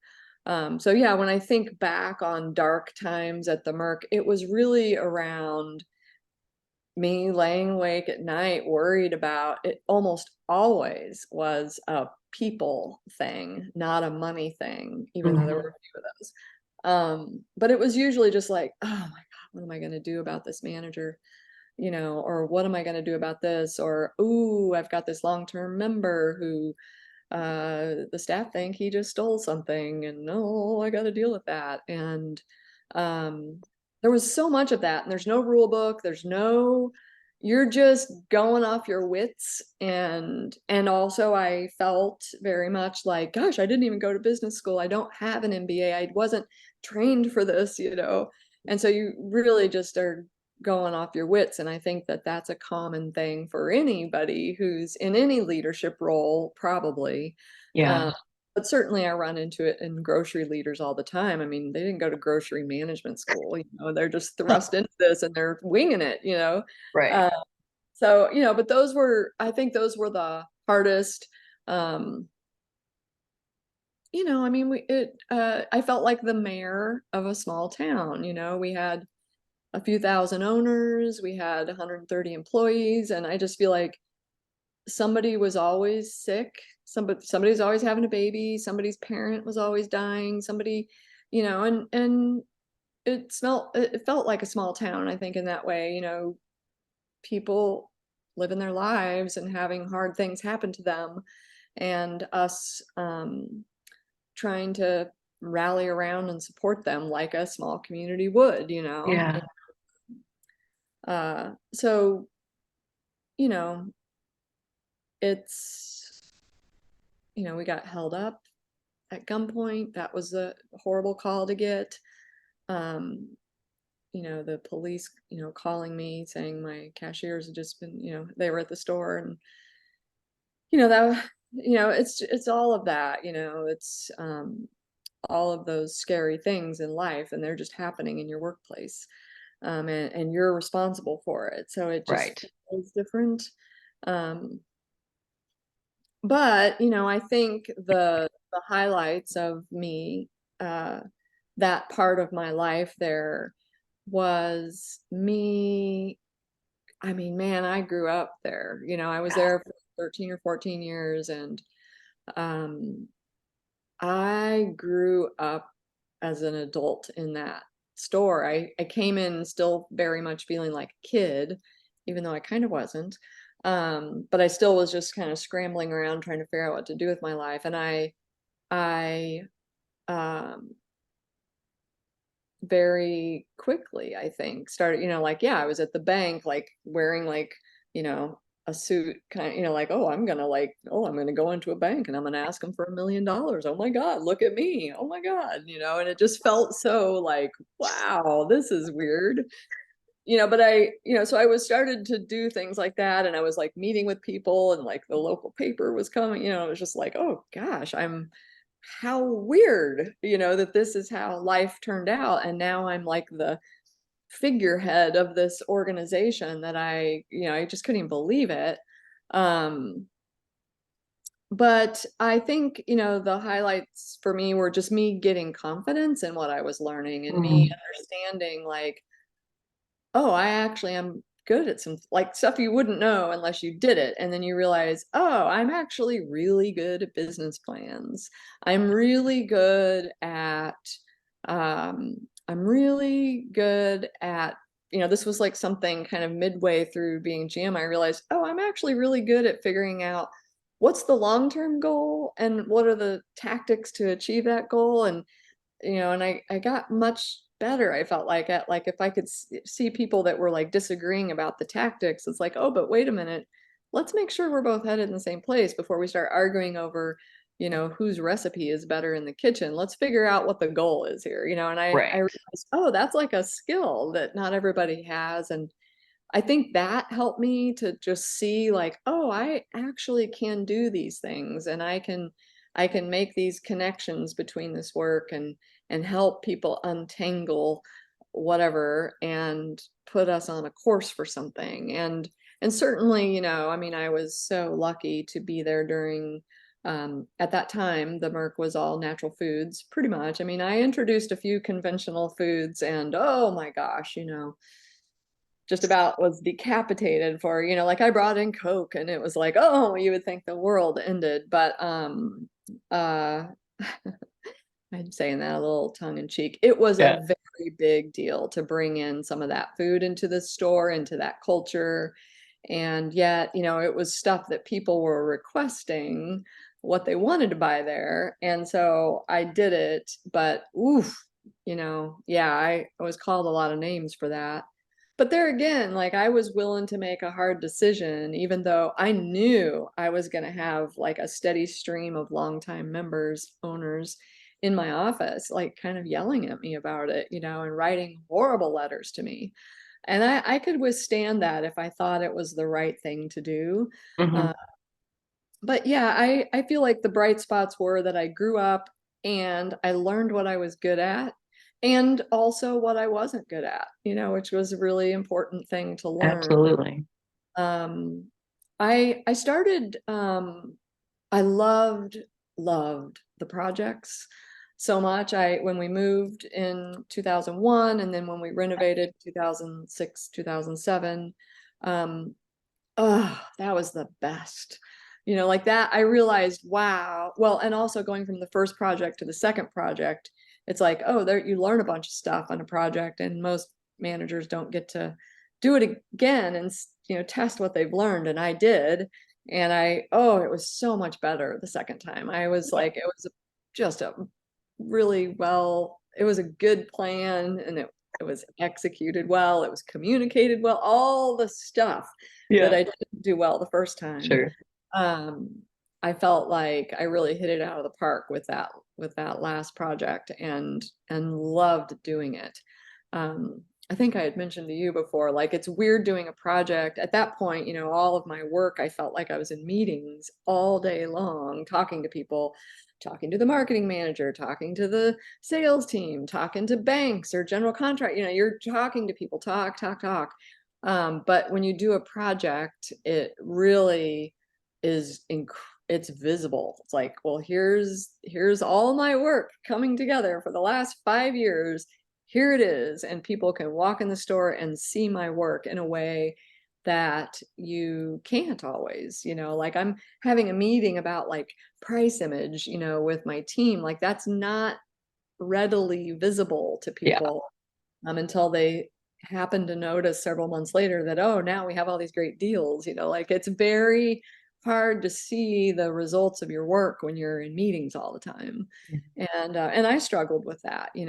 I very much liked being on the sales floor, and I liked I started in produce. I liked handling food and actually touching the food and cleaning the food, and I liked doing end caps. I liked being on the floor, and my job required that I had all this other work and meetings that I had to do all the time. So I struggled with that, but I loved the projects, and I think they were for sure highlights of, when I think back of my years, I can't help, those were like mile markers on my journey, my outward mile markers.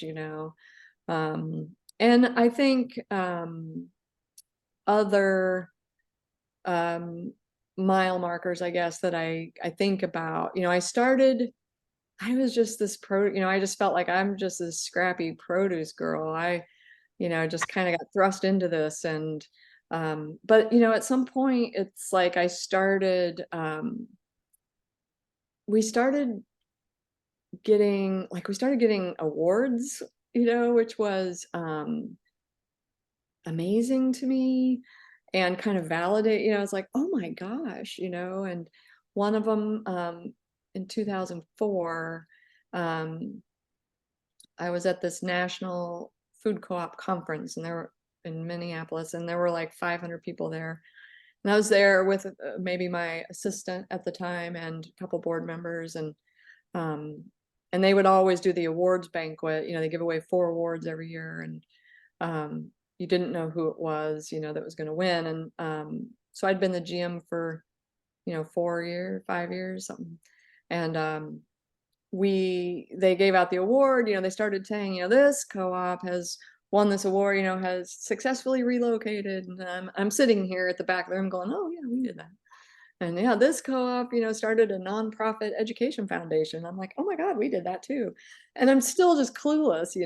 And then at some point they announce that it's the Community Mercantile in Lawrence, Kansas, that has won the Cooperative Excellence Retailer of the Year Award or something. And it was like this, I don't know, it was one of the first times I had like, oh my God, we won an award for our store. And I remember having to walk up to the front of the room, through a sea of people, standing ovation, like the whole 9 yards. And then of course I had to get up there and try to say something eloquent, which I couldn't at all, because I was petrified of standing up in front of this room full of amazing people that had done, like so much more than I had. And I just felt like, oh my God, I can't believe I have to stand up here and say something in front of these people that I put on pedestals, and but so I just kept it short and sweet. Honestly, I just tried to, whatever. But coming home with that award to my store and like sharing it with I was like, and of course many of them didn't even fully appreciate what a big deal that was, because they had not been to this conference or whatever. But it's like, it was a pretty huge deal. That was one of the first times. And then we won an award in Lawrence for it was called the Imagination in Place Award, and I can't remember what year this was, but it was like an environmental kind of like environmental excellence in your operations kind of thing. And there was like a ceremony in Lawrence, and we went and won that. And it was just sort of like starting to like see like, okay, well, even if the staff thinks I'm the hatchet lady, we're winning awards, like, so at least there was this like counterbalance to like how hard the work was. There started being these like, oh, but there are some things I can see where, yes, it's hard, and it's really hard being a leader when you didn't necessarily set out to be one, but there started being these like nice things that were happening that kind of, they kind of just help like, oh, I think in general we're on the right path here. Yeah. And so that was fun. And then I think the last few years I started being invited to these bigger conversations in Topeka and Manhattan, and around the state. I was asked to speak in Junction City at this economic development forum that I got there, and they wanted to hear how we had involved community. It was the theme was something like the community involved in your enterprise or something. But I just thought there were going to be like 20 people. Like, I did not know what I was walking into at all.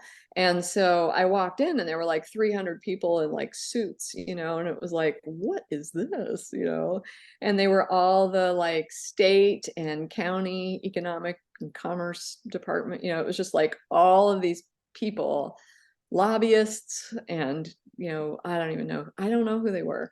Sure.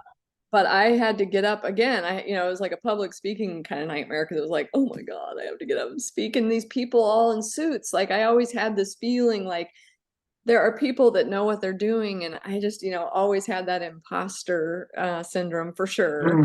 And I think it's probably common with everyone, but I think it's especially common with women, like, oh, am I good enough to be doing this and all that.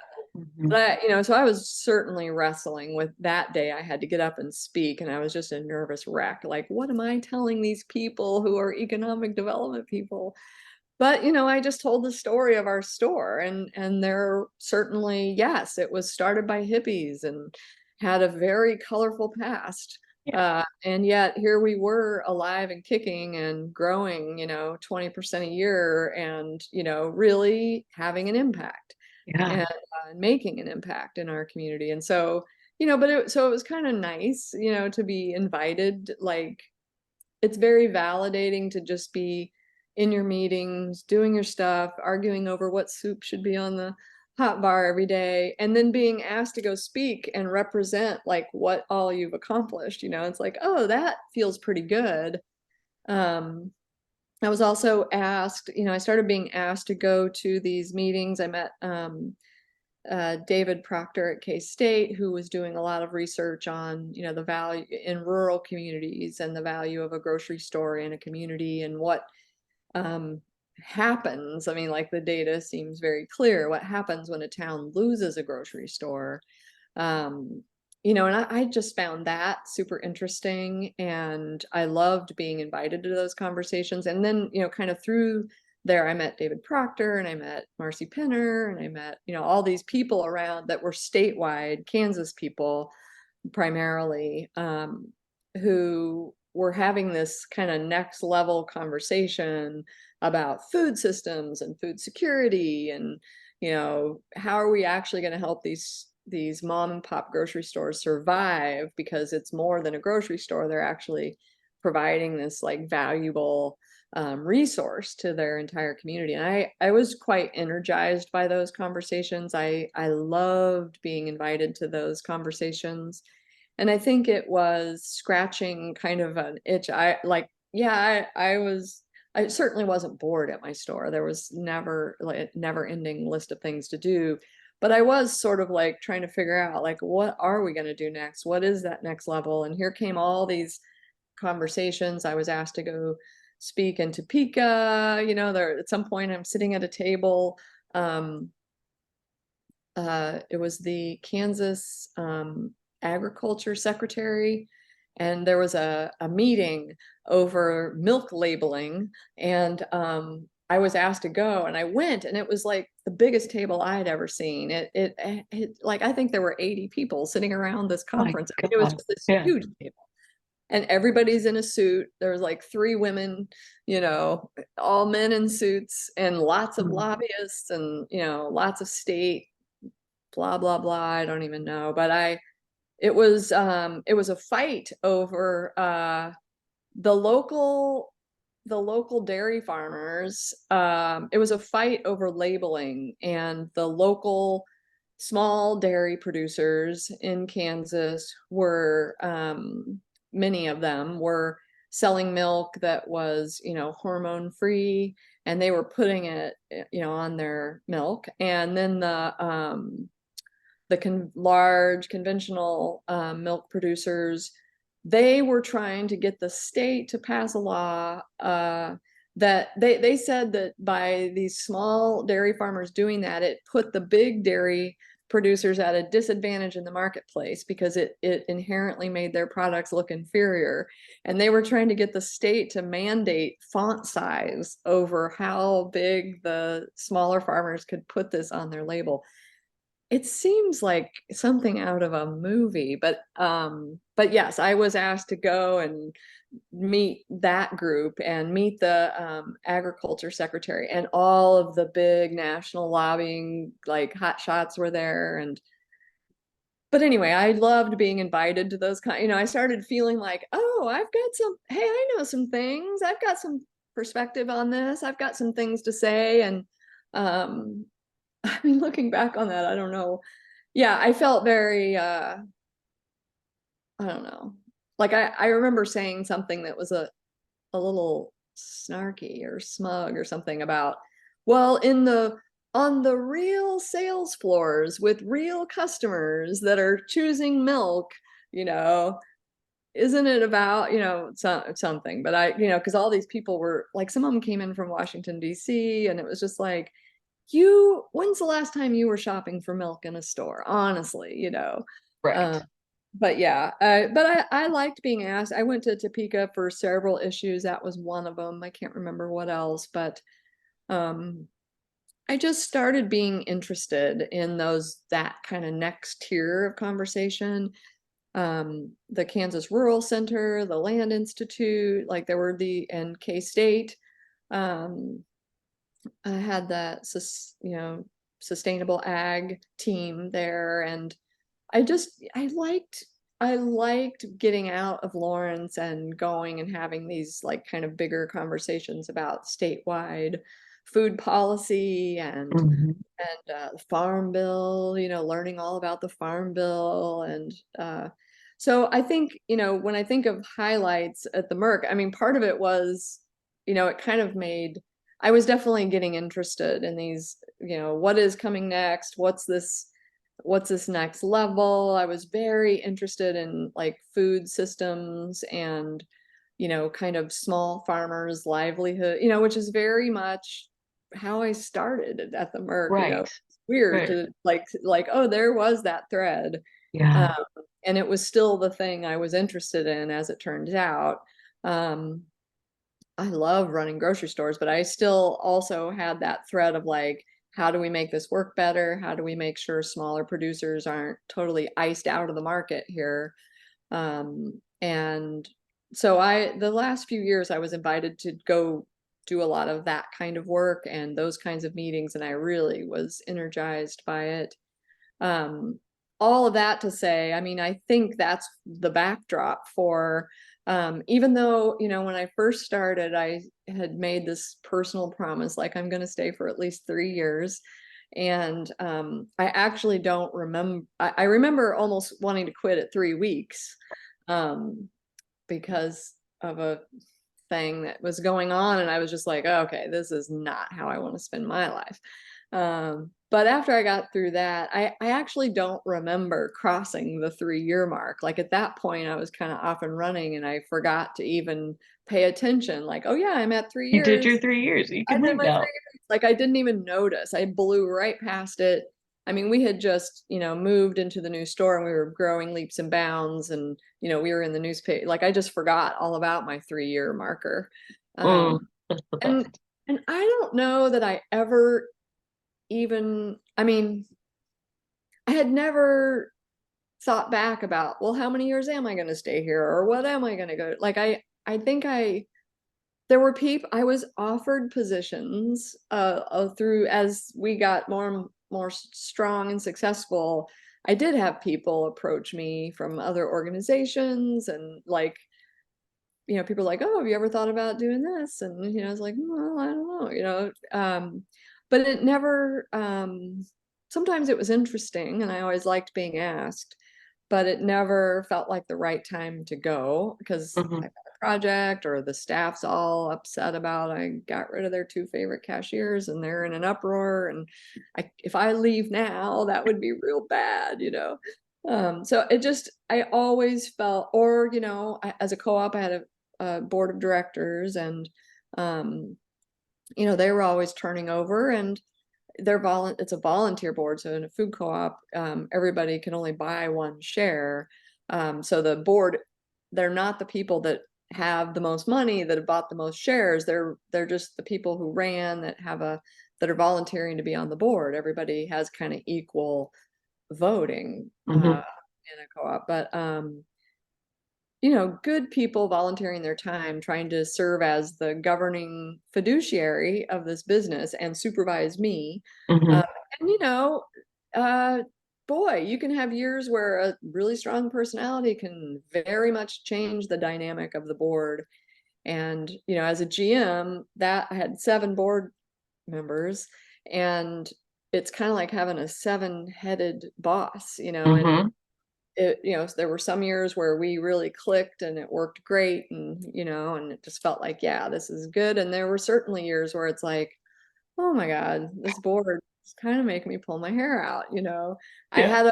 had a woman on my board who, for 2 years, she referred to me as staff. And it took me a while to, like, the first time she did it, she's like, are we going to allow staff in the room for this? And at some point I'm looking around like, oh, am I staff? Oh my God, I'm the CEO and I know about this. You think you know more? You want me to leave? I just couldn't even believe it. I just thought, wow, that is some chutzpah to ask the one person who knows anything about this business to leave the room while you discuss business decisions. And of course, the rest of the board shut her down. But still, Well, usually I think in that moment she wants to talk about you. If right, she yeah, needs you to not be there, then the conversation is about to be about you. And it sounds right. like the rest of the board was like, we don't need to do that. Like, We don't need to Jeannie's do that. cool. Jeannie's gonna figure out how this is gonna work. But yeah, she had like this very weird sense of what her role was, and I think Sometimes people do. Yeah. she was a nurse or something. It was just sort of like, I don't know. Mm. So there were people like that. There were Yeah. people, there were people that had a lot of free time, and they sent me a lot of emails, and it's like, yeah, oh, did you like that new sign on that thing? Or, oh, you didn't like how we hung the t-shirts in the street? You're like, interesting. So a lot of people that got on the board were people that had a lot of free time, and, bless their hearts, Yeah. like they had a lot of questions sometimes. But I, for the most part, had very good relations with my board. And, but there were times where I thought, yeah, I can't leave now. I've got this person Hmm. who thinks that the CEO shouldn't be in the room for these conversations. Like I Hmm. could not be a good, So I know there were times that I had opportunities to leave, but it never was the right time, and I wasn't even really sure that I wanted to leave or what the right time would even look like. Hmm. But then in 2009, um, there was just this opportunity that came, Equal Exchange, which they work with small producers around the globe, and they import fair trade products. And we at the Merck carried their coffee and they were mostly coffee and tea at that point, but they have bananas and olive oil and other things. But it's sort of like, they were very committed to, like the growth of farmers markets and things in the US is proof that, people really do want to connect with like who grew my food.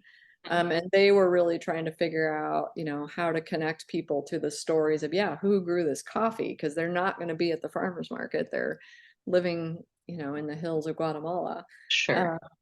And so, but they're a very stand-up organization. They're still around and they're still doing amazing work. But they approached me in 2009 with an opportunity. They were exploring this initiative that was, they were trying to do that thing. They were trying to say, like, how do we help people in a grocery store in Kansas or Connecticut or wherever be able to see, like, oh yeah, this is a product that was produced by small farmers, Mm. uh, and that the farmers themselves are getting the profits from it, not some intermediary, and so it was sort of this new project they were exploring, and they were wanting to roll it out in the food co-ops. There's, a few hundred food co-ops in the US, and they were trying to figure out, like, is there a way that we could take coffee cooperatives in, Latin America and work with consumer cooperatives in the US and be able to tell this story. So they had this project, and they approached me in 2009 and said, we're importers. We really need someone that understands grocery retail to help us, to be on this team and help us kind of explore this with these stores. And so it was sort of like, it felt a little out of left field. But, it was one of those things where I could not think of a reason not to do it. It Yeah. was like I hadn't necessarily been looking to go, but I was very interested in these kind of bigger food systems issues. This was a little different, like I was becoming interested in state level, Hmm. and regional, and this was like, oh, this is like totally different. And yet it was kind of that same interest, I think. And so, they offered me this position, and I mean, I was contract, so I wasn't an employee per se, but I worked pretty closely with their team, and in a group of stores. And yeah, I could, it's like, well, the staff is relatively happy as the staff's going to get. Sure. And the board's relatively stable, and we're through with our project, and we're totally exceeding all of our projections, and everything was as calm as a grocery store could possibly be that's growing at 20% or whatever. The staff had really good, my basically assistant manager, operations manager, Rita, she was my emergency successor. She was just a great asset to that organization. She is in fact now the GM there, but I knew that she would be able to step in. I couldn't think of a reason to say no. And so I said yes. And but it was super weird to say yes and to think about leaving this job that I felt like I accidentally had, and that I accidentally grew into, and that I accidentally was good at. It felt very weird to then be contemplating an exit. But I did. I left in June of 2009, and I feel like I I feel so lucky that I know a lot of general managers who've left their co-ops after a long time, who leave under a cloud, or there's a catastrophe happening, or something unsavory has happened, or I don't know. I feel so fortunate that I got to leave, like, it almost felt like, carried on the, people, I mean, I was so showered with Yeah. appreciation when I was leaving. And I mean, appreciation that I didn't always feel at the time. And yet I really felt like I was able to leave, like, feeling pretty good about where we were when I came and where we were when I left. I felt very proud, Yeah. and I feel very happy that I got to leave on kind of a high note. And the, at my last general membership meeting with the, we had 500 owners or something in the board, and they were just rattling off the stats from, in 1999 versus 2009. So 10 years as a GM, it was staggering, it Yeah. was like, oh yeah. And I, of course, didn't do it by myself. I had so many great people that, certainly helped carry the load and make things happen, and really good ideas. And, the people that really went to the mat to make things happen. Yeah. It definitely was not me. But it felt really good to leave on a really high note and to get that as an outgoing GM, because a lot of people don't get that. And Yeah. I felt like it was really great, and I feel very fortunate in that way. Yeah. But yeah, and then so I left there and started working at Equal Exchange, or with them, I had an 18-month contract, where, I flew around to some of the stores they were working with. They're based in Boston, so I went back and forth to Boston, and I kind of met their whole organization, which was when I realized, I was very successful as a CEO. I knew how, I was really good at organizational charts. I was really good at process and planning. I was really good at this stuff. And I knew that if I did these things, success would happen. And then I go to Equal Exchange, and it's like, they didn't do anything like the way I did it. Like, I don't think they did a single thing like how I did it. And at first it was like, well, this can't possibly work, but of course it did work. It worked really well for them. And so I feel like in my time with them, what I learned, as two very valuable things happened in my time there. One was that I learned there's not one way to success, and it doesn't matter that that was the Jeanie Wells recipe for success. Sure. There are so many other ways to be successful. And I really did need to learn that, because I had exactly one experience of success, and I needed Right. to see another model. And they definitely had different model. Like, I asked them once to draw me the organizational chart, and I wish I still had it. It's comical. Like, they couldn't even really draw it. They were like, well, no, I mean, we ask our, they're on a team, and it's like, oh my God, like, it's very nonlinear, and yet works. Like, they have staff engagement I have never seen a more committed group of people, so it's like, Yeah. clearly this is working, and clearly their metrics show that their work is having an impact.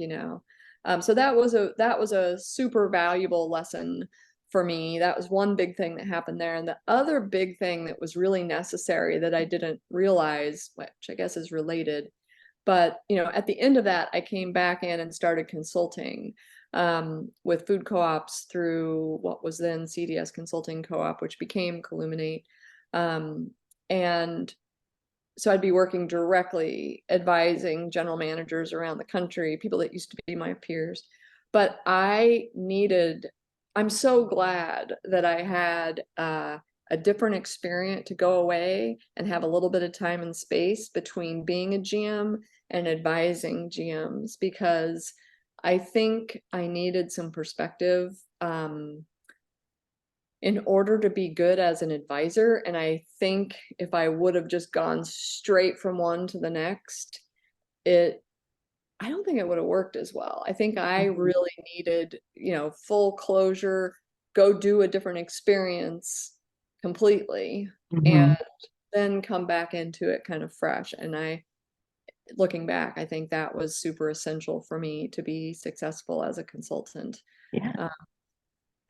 But yeah, I loved my time at Equal Exchange. They took me to Guatemala, and we went up into the mountains, and I picked coffee on the hillside with these small coffee producers. So And cool. I mean, just had a mind-blowing experience there. Like, this is what small farming looks like outside of the US. And yeah, these women, I mean, they're Mayan descendants, and they still weave their own cloth and make their own clothes and wash in the river and dry their beans out in the sun. And Yeah. it was completely fascinating to me. Yeah. Like, oh, and then these beans, they get put in these bags, they go to this place where all these women sit and sort beans, and they're dressed in amazing clothes. I'll send you pictures. I have Yeah, pictures we'll of put these some pictures women. here. Yeah. And it was amazing. And then, just meeting, I mean, it's a very small community. Some of them, I'm not very good at acre and hectare, I don't know, but they had very small pieces of land. And, some of them, they were in these coffee co-ops, and some of them, like their garden to grow their own tomatoes and corn and whatever, and chickens, like they had only so much land and they had to feed their family on their own. So they might only have room for 2 coffee trees or 6 coffee trees, like, but that's all that was left. They'd grow a little bit of coffee, and then they would combine this whole village, they'd combine their little bits of coffee beans together and sell it as a bigger, like, oh, we are the Chahul was the name of the place, process, that they would sell these bags of coffee, by working together. And it was so amazing. It was amazing. Yeah. And I just think I needed that, like, kind of complete, like, phew, this is different. And I love coffee, and of course got, a whole new appreciation for how hard it is to pick coffee on the side of a mountain. That's not easy. And I was so slow. Like, these guys are up there pulling the coffee beans, and I'm just like, oh geez, yeah. I was terrible at it. But anyway, it was an amazing experience. And like I said, it kind of was I needed this, like, block of time before, because when I came back in, then that contract was done, and I came back in to start consulting directly with food co-ops, working with CDS Consulting Co-op, which they were the consultants I hired when I was a GM. So the people that helped me do financial performance, and the people that helped me do store planning, and the people who helped me with board governance, like, and now I was one of them, which felt so weird, like my very first meeting with them was in 2011. And I remember sitting in a room, and we're having a meeting in San Diego, and there's like 12 people there, and I'm looking around the room, and these are like heroes. These are my heroes, my icon. Like, this is the Mount Rushmore of food co-ops in this room. And here's me. And I'm just like, oh my God, I can't believe I'm sitting in this room with them. And again, a whole imposter syndrome thing all over again, because I was just like, I am sitting in between these 2 giants, and they're talking to me, and they're asking me what I think, and it was just like, why are they asking me? I'm just this scrappy produce. Like, I don't know. But again, it's like, oh, actually, I did have an opinion, and I did know some things, and I just didn't know that I knew some things, and so that was really amazing to go from, like, these people that I revered so much, and then they invited me to come be a consultant with them. That was powerful. Again, it was like that was bigger conversation again. Yeah. But I would say I am still a consultant with Colluminate. I still work with food co-ops and mom and pop stores, all over the US and Canada, which is great. I like to say I'm international. I actually do have a store in France that I've heard about that's interested in my anyway. So it's like, yes, oh, oui, I will come there, I will help. That's so awesome. Yeah. Yeah. But so I feel like that story of my life as a consultant is still happening. And so I feel like when I've talked to you about what it was like at the Merck or coming to the Merck, like, that feels very easy to look back and go, oh yeah, I can totally see how I got here. This one is a little harder for me to describe because I feel like I'm very much in the middle of it. But I will say in the common threads that have pulled me forward this whole time are I am really energized by looking at both like the big macro pick, like how does this all work together? How is this network of independently owned grocery stores gonna ensure healthy, stable communities in our country, during a time of intense consolidation of, all of that. I'm very interested in that story. I'm also, so I feel like that's like the big level. I feel like I'm also interested in like, I love going into these tiny little communities on the edge of the wild and untamed prairie. And it's like, here is a little grocery store, usually being carried on the backs of some women. There's a lot of women in small grocery, and they are making it happen. Like our town grocery, we're gonna have a grocery store, and they like make it happen. Yeah. But I get a lot of inspiration going into these little towns and big cities, and just seeing like, what does it look like to bring food to this community? I think I used to work mostly with food co-ops, and I am known in the food co-op world, but I increasingly, I think my work with the rural grocery folks at K-State and just word of mouth, I guess. I do like working with the mom and pop grocery stores a lot. And I get a lot of inspiration and energy by going into these little tiny towns, really pulling my heartstrings. And like, oh my God, they want grocery, and they're trying to figure out how to keep the teenagers from moving away. Like, they're trying to provide jobs. They're trying to give these teenagers something to do after school, because otherwise they're just, teenagers, those kids. But yeah, so I feel like, I still love the big picture and the little picture. But my consulting work has, I think, evolved since I left. You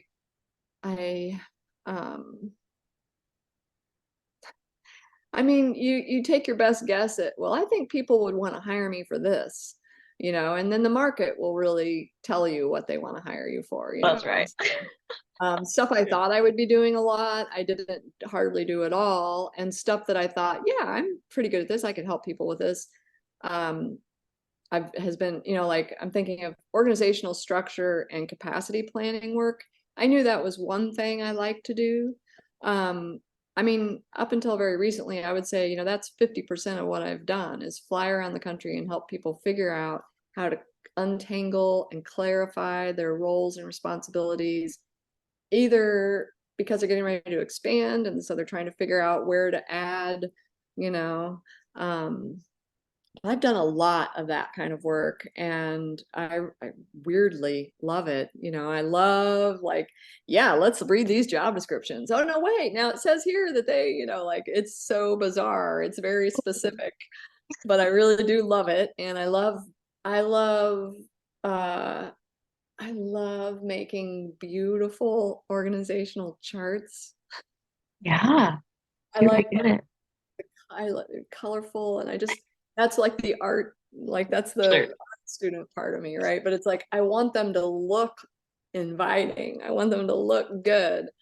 And so yeah, I do a lot of that work, like a lot of capacity, roles, responsibilities kind of thing. And I still do that, but I would say in the last few years, I'm doing more. Well, the other thing that's happened is some of those giants that I was in a room with in 2011 have almost all retired. They're gone. One of them, like Bill Gessner, is like one of my biggest heroes ever, and he died suddenly a few years ago. But it's like, there are these people that were always there as the consultants that people could call, and they're not there anymore. And so there's been this shift that's happened where I realize, oh, that's you now. old. Oh God, I'm like one of those. I'm one of the old people. But it is weird to like kind of Yeah. just see there's been a huge shift. And I think and at a time, I mean, like not even including the pandemic, but just the consolidation of the food systems in America and Canada too. Um, the landscape that these stores are operating in is so different than it was even when I was at GM. When I was at GM, it was pretty fun, you know. Still hard, but I mean, we were growing and growing and growing and growing. We were growing in spite of ourselves, you know, and they just don't get to do that anymore. You know, they don't get a 2-year runway to figure out how to read a balance sheet. They actually have to be able to manage their cash perfectly from their very first day. You know, there's no forgiveness in the marketplace now. So I think, you know, the competitive landscape has changed so much, and the number of independent stores is shrinking, and the sales growth of independent stores is shrinking, and the access to warehouses and minimum orders and all of that, everything is working against these small grocery stores.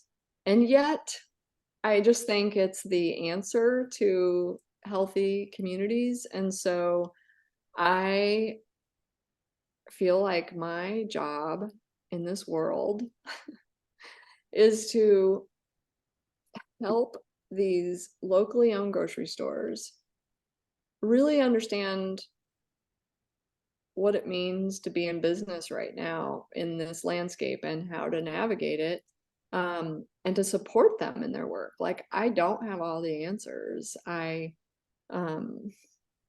I know some things and I'm pretty good at framing some things, but I don't know their communities at all. I know grocery really well. I don't know their Mhm. communities at all. And Mhm. so I always feel like, you know, my job is to support them because they know a lot about who's in their town and what that town needs. And my job is to help them be a really successful home office. You know, they don't have a home office to like mail them the marketing plan or mail them the wage scale. Like they're trying to figure out, I don't know, this guy wants a raise. I don't know if I should give him a raise. I don't want to lose him, you know, and like that's what they're trying to decide. And they have no wage, like they have no basis to make a decision, you know. So I'm just Yeah. like, oh, well, maybe you could think about it like this, you know, like if you do that, will he be making more than every other woman in your business? You might not want to do that, you know, like Just some information to just some consider, you know? information. That's all. Still your But decision. I just feel like, you know, people just think, let's start a grocery store. That sounds fun. And I think if you're a large chain, it's so much easier. You know, you're basically just you're an implementer. Mhm. Oh, here's the plan from corporate office. I'm gonna, Mhm. oh, here's what we're doing this year for Thanksgiving. Oh, here's what we're doing this year for wage scale. Here's what we're doing for training this. Like everything is just Mhm. like prepared for them. And then like in the pandemic, I mean, all of the price changes and inflation that happened, like, yeah, big chain, you know, Safeway and Walmart. I mean, they have teams of people who are analyzing, oh, this price went up. Do we want to raise our price of butter? It went up 5%. You know, should we raise it? Or they've got people to decide that. Whereas all these mom and pop stores, I mean, they usually have terrible point of sale systems to begin with. They usually don't have systems developed to catch price increases that are coming in every day, every week. And so, yeah, all these stores lost a ton of margin in the last few years just from Mhm. not having a home office help them with price changes. Yeah. Maybe their warehouse helps them, maybe not, kind of depends on which one. But yeah, so I just feel like my job now, especially with all these other consultants that have left, I just feel like, oh my gosh, there's a mountain of need out there. And I am just trying to figure out how to help these stores stay strong and serve their communities, whatever that means. Um, and at a time that I just think is excruciatingly difficult. You know, it was hard before the pandemic, and then, you know, now there's not enough workers. You know, that hiring crisis is still happening, and food inflation, it's better in 2023, but it's still a volatile. Yeah. And having to manage that, and there's still food shortages and little stores get shorted, like guarantee at Thanksgiving, like, oh, we've only got so many cartons of heavy whipping cream. Well, they're going to give them to the big stores. And so the little store doesn't have some essential stuff that people might be looking for. It's just so hard. It's so stacked against the small independent retailer. And so I am on a mission to have, I am absolutely on a mission to, like, weirdly, I am good at grocery and I am just trying to help people have the best possible grocery resource in their communities, whether that's a community within a huge metro area or it's a community in the middle of nowhere. Yeah. What does that community need? And it's more work than I can do. I travel a lot and I do love traveling. But I learned during the pandemic that, I can actually do quite a bit remotely, which I would have never guessed. Yeah. And so coming out of the pandemic, I'm doing a lot more online. I'm on Zoom all day long with my clients. I do a lot of one-on-one coaching. I have managers around the country that I have, weekly or bi-weekly calls with, that I just help them through whatever. So I do a lot of that. But I do a lot of, I'm doing less I feel like I'm doing less one-on-one work anymore because I just can't get everywhere I need to go. So I'm like, I'll go to a conference and I'll talk to, 50 people, like, okay, I can't come to each one of your stores. So I'll talk. Let's do this together. I've only got time to say this once. So let's, get 50 people in the room.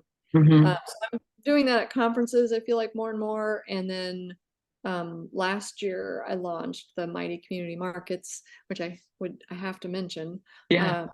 But it was sort of the culmination of all of the, everything happening and me recognizing, like, I can't get everywhere. And so, I was joking that I switched from man-to-man to zone defense, like, okay, I'm going to say it once, you all take notes. Yeah. Yeah.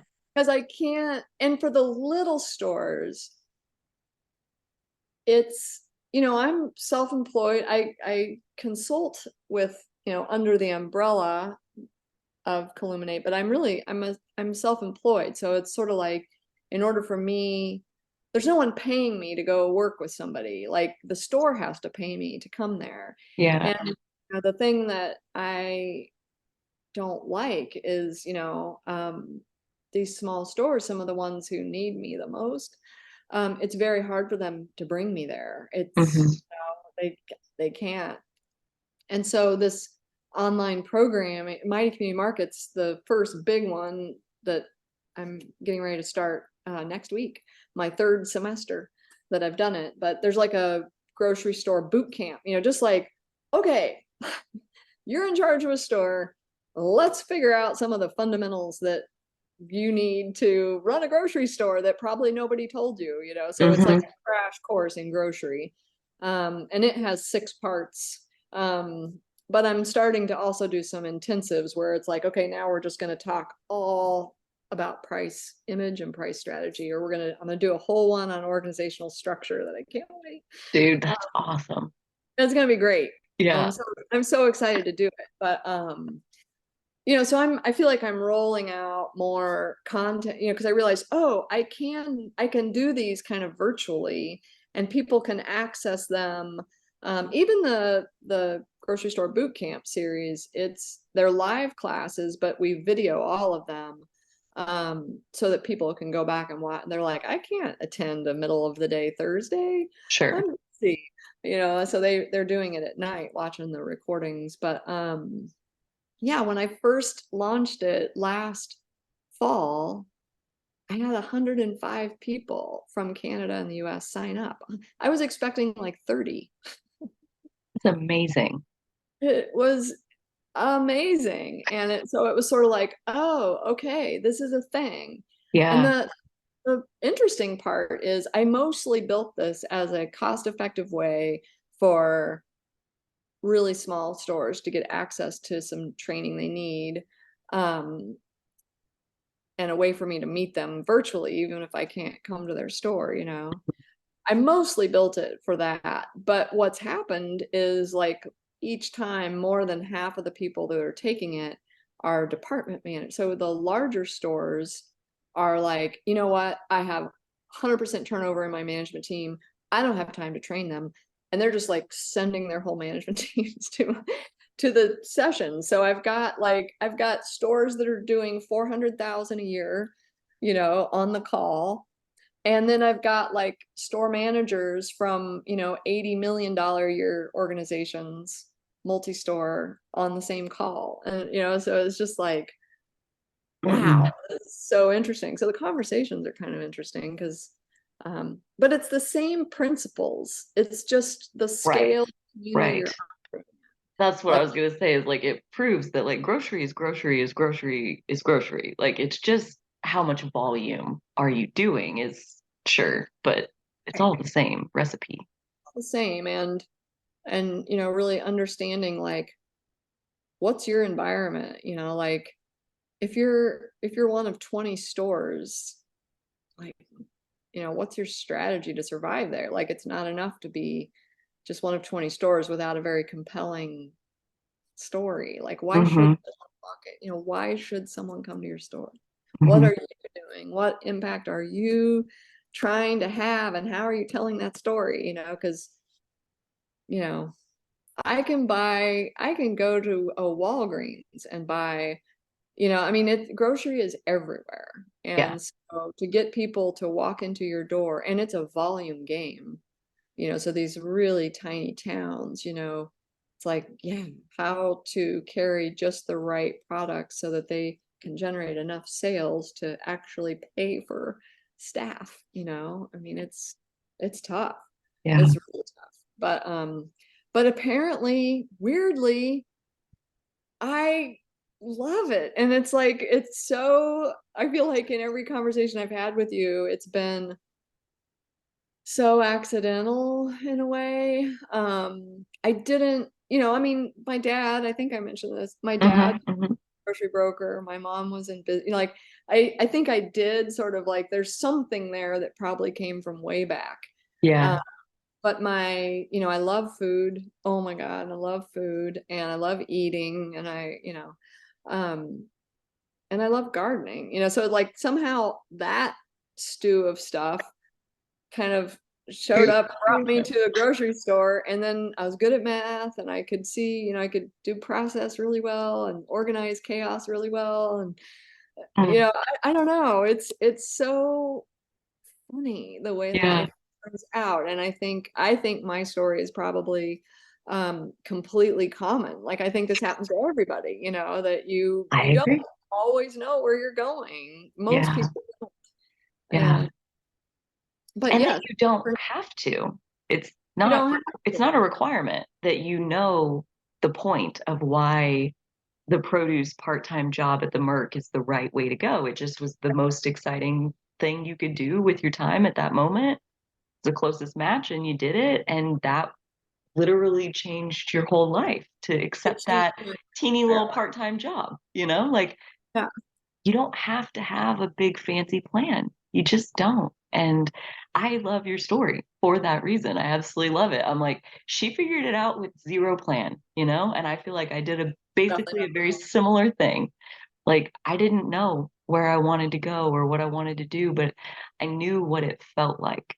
I knew that it gave me energy. It was fun. It was probably something with people. It made a real impact in people's lives. Like I had stuff like that that I could point to and say, I want to do that. But I had no idea that that was grocery. That Right. came way later, you know? Like, so yeah, like getting to know yourself and like what do you like and what is interesting to you? What do you get passionate about? What even fires you up a little bit, makes you a little sassy? Like, ooh, I don't, you know, I want to fight that thing. Like, I don't like it that odds are stacked against small town grocery. That really irritates me. Me too. And so, yeah, I want to get on their team. I want to be on their side and I want to use my time and my energy, limited as though it may be, to be an advocate, be a helper, be a bridge builder that can make it more possible for more people to keep their access to food. Like, yeah, I just think, I mean, in a way, like, seems so basic, and yet, it's like it seems so essential.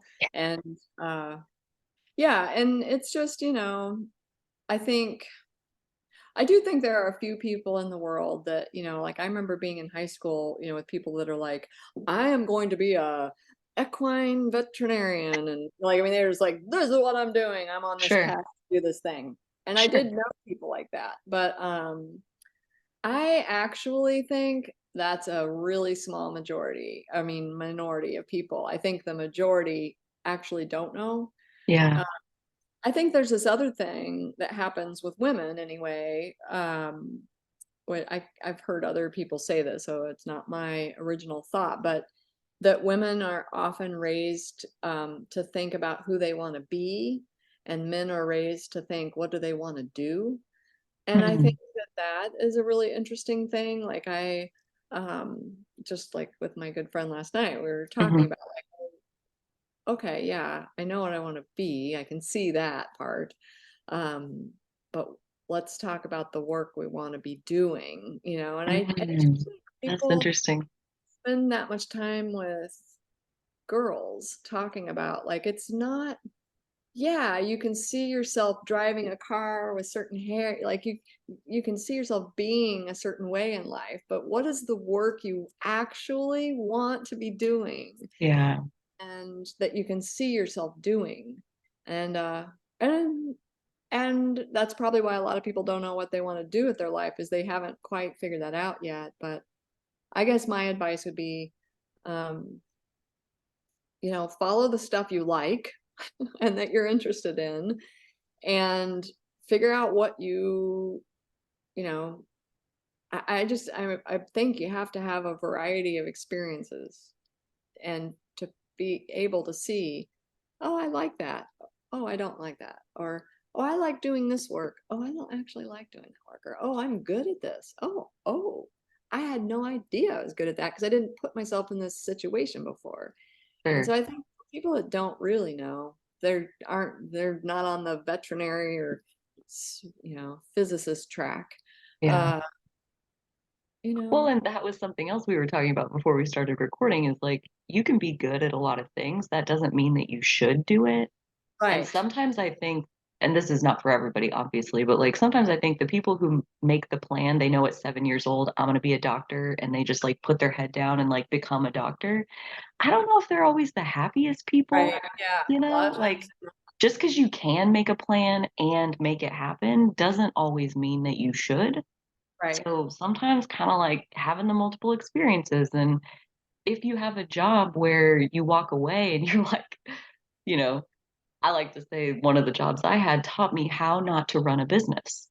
Uh-huh. Like the Oh way I yeah. worked there and the way I was managed and the way management functioned, or at least what I could see from my position of the way management functioned, I left there knowing that I want to do it exactly the opposite of that.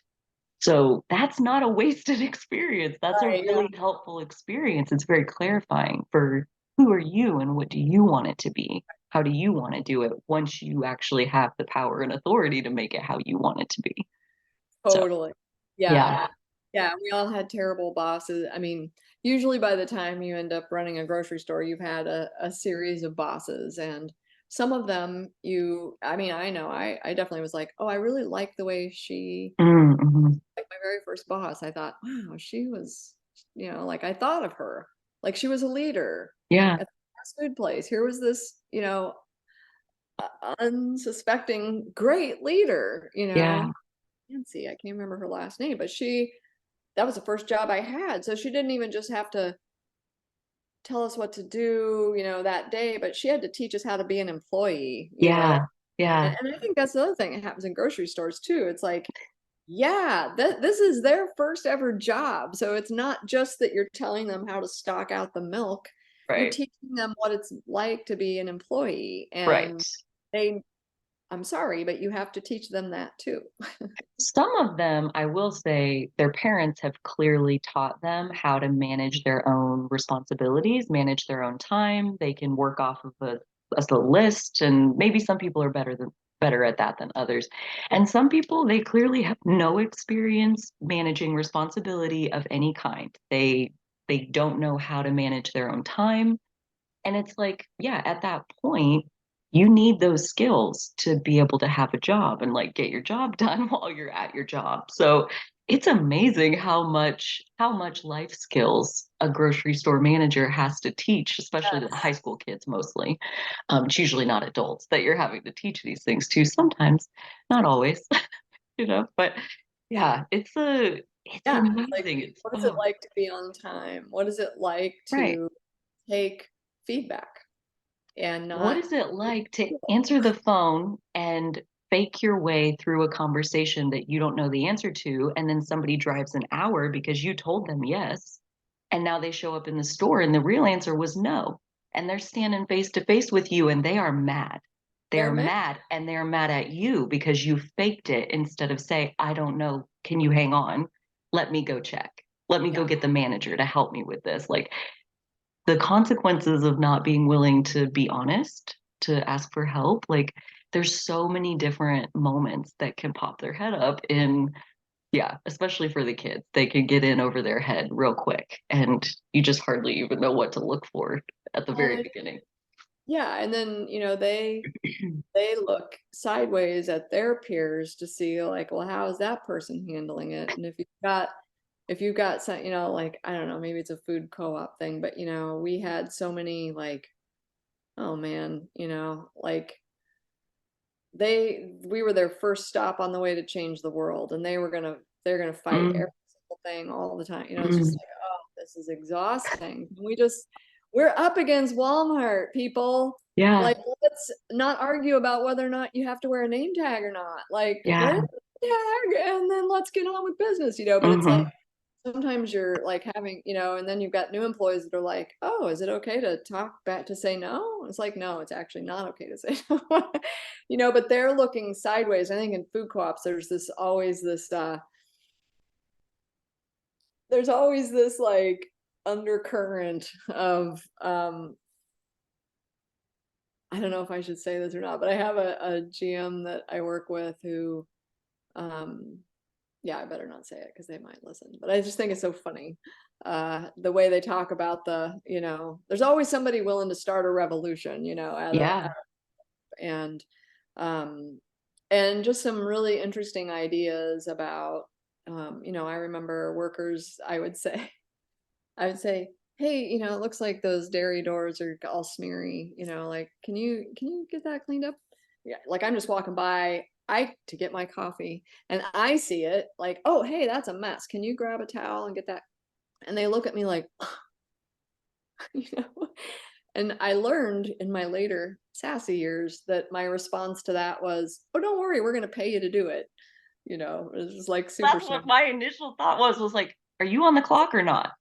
I know, Are but you it's at work or not? Like, sometimes they dude, come just on. forget. And I don't know if it's especially at a food co-op or, it's a college town, I don't know what it was, but there was always a certain amount of that, that you're Mhm.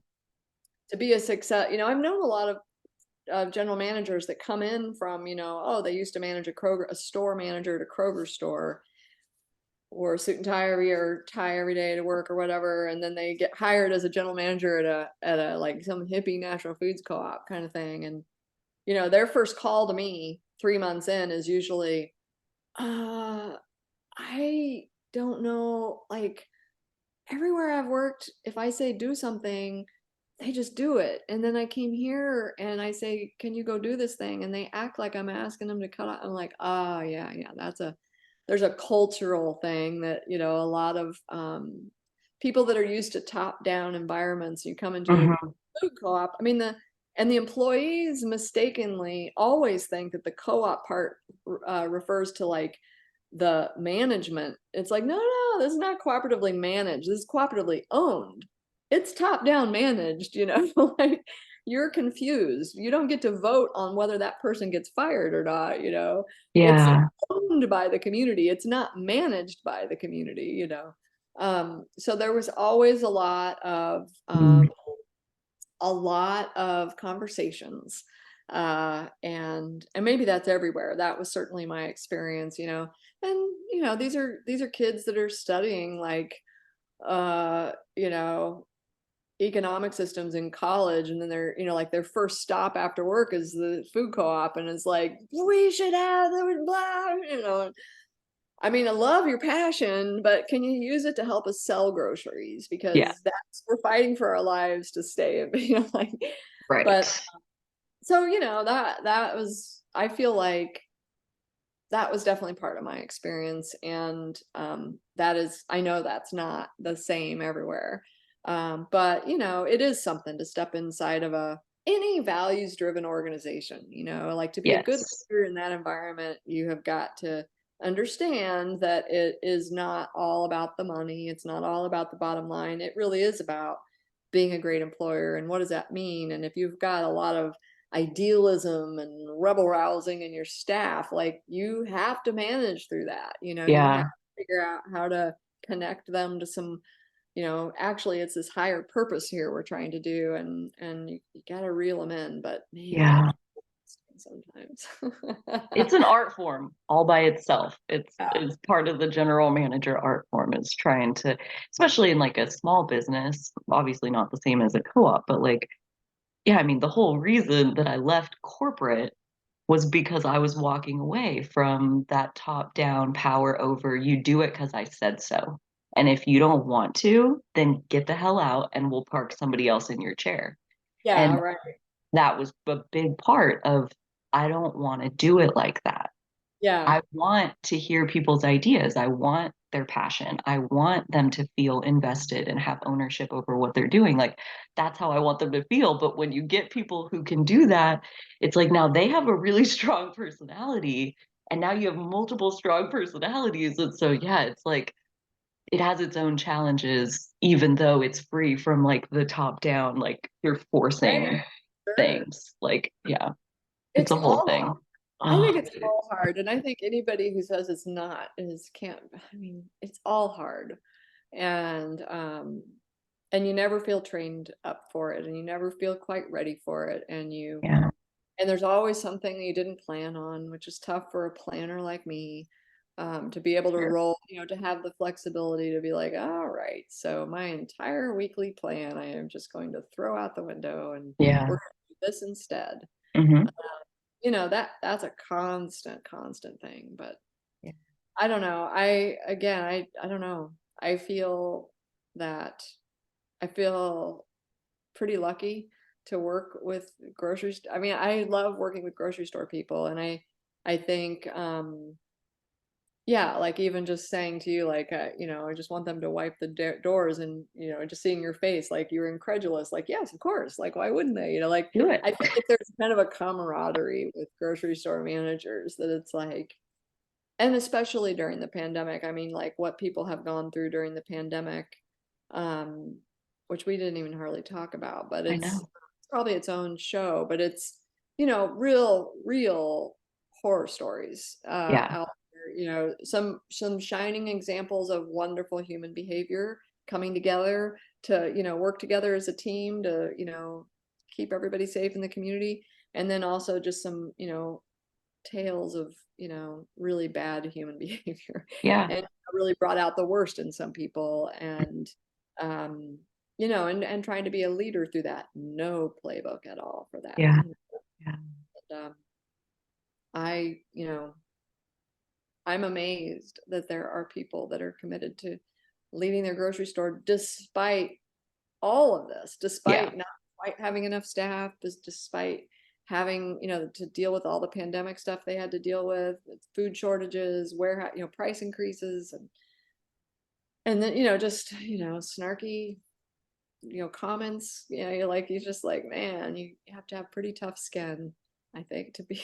You have to care a lot Yeah, about keeping groceries in your community, you you know? gotta. And if people want to push back on you and they want to be sassy about the limits or the process or the masks or whatever it is. And it's like, dude, like kind of like what you're saying about the employees and like they're wanting to start a revolution. They're wanting to fight with me about this. And I'm like, I'm trying to keep groceries in my community. Like I Right. hear you. Exactly. That's interesting. And this is so much more important Right.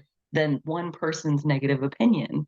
Right. This is about something much bigger than that. So please step aside and let me put groceries in the community. Like I feel like it's like deep heart, like deep caring that keeps people in grocery, and it attracts those people who have that to begin with. Yeah.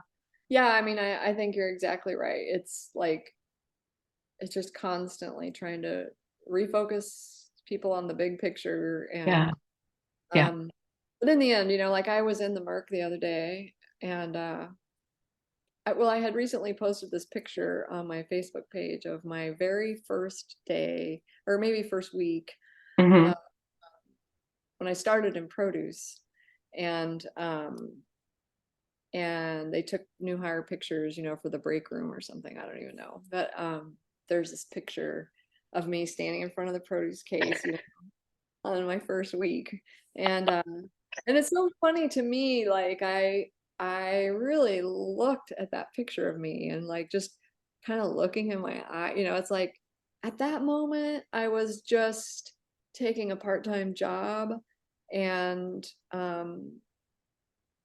was a lot of stuff happening in my life then, what felt like a lot happening at the time, which um but it was a decision. I was making a decision to apply for this job, interview for it, and then take the job, and I was coming off of waiting tables where I was making like a lot of money without working very many hours. I worked at a place in Lawrence that was, I could make $200 a night, and I was leaving that to go work for $4.75 an hour at this food co-op, Yeah. because I wanted to learn about local food systems or whatever. But yeah, I looked at that picture a good long time and I was just like, man, that was a little decision that I mean, I had no idea at that moment that I was like stepping onto a path that I would still be doing, 27 years later, and still trying to figure out like foods.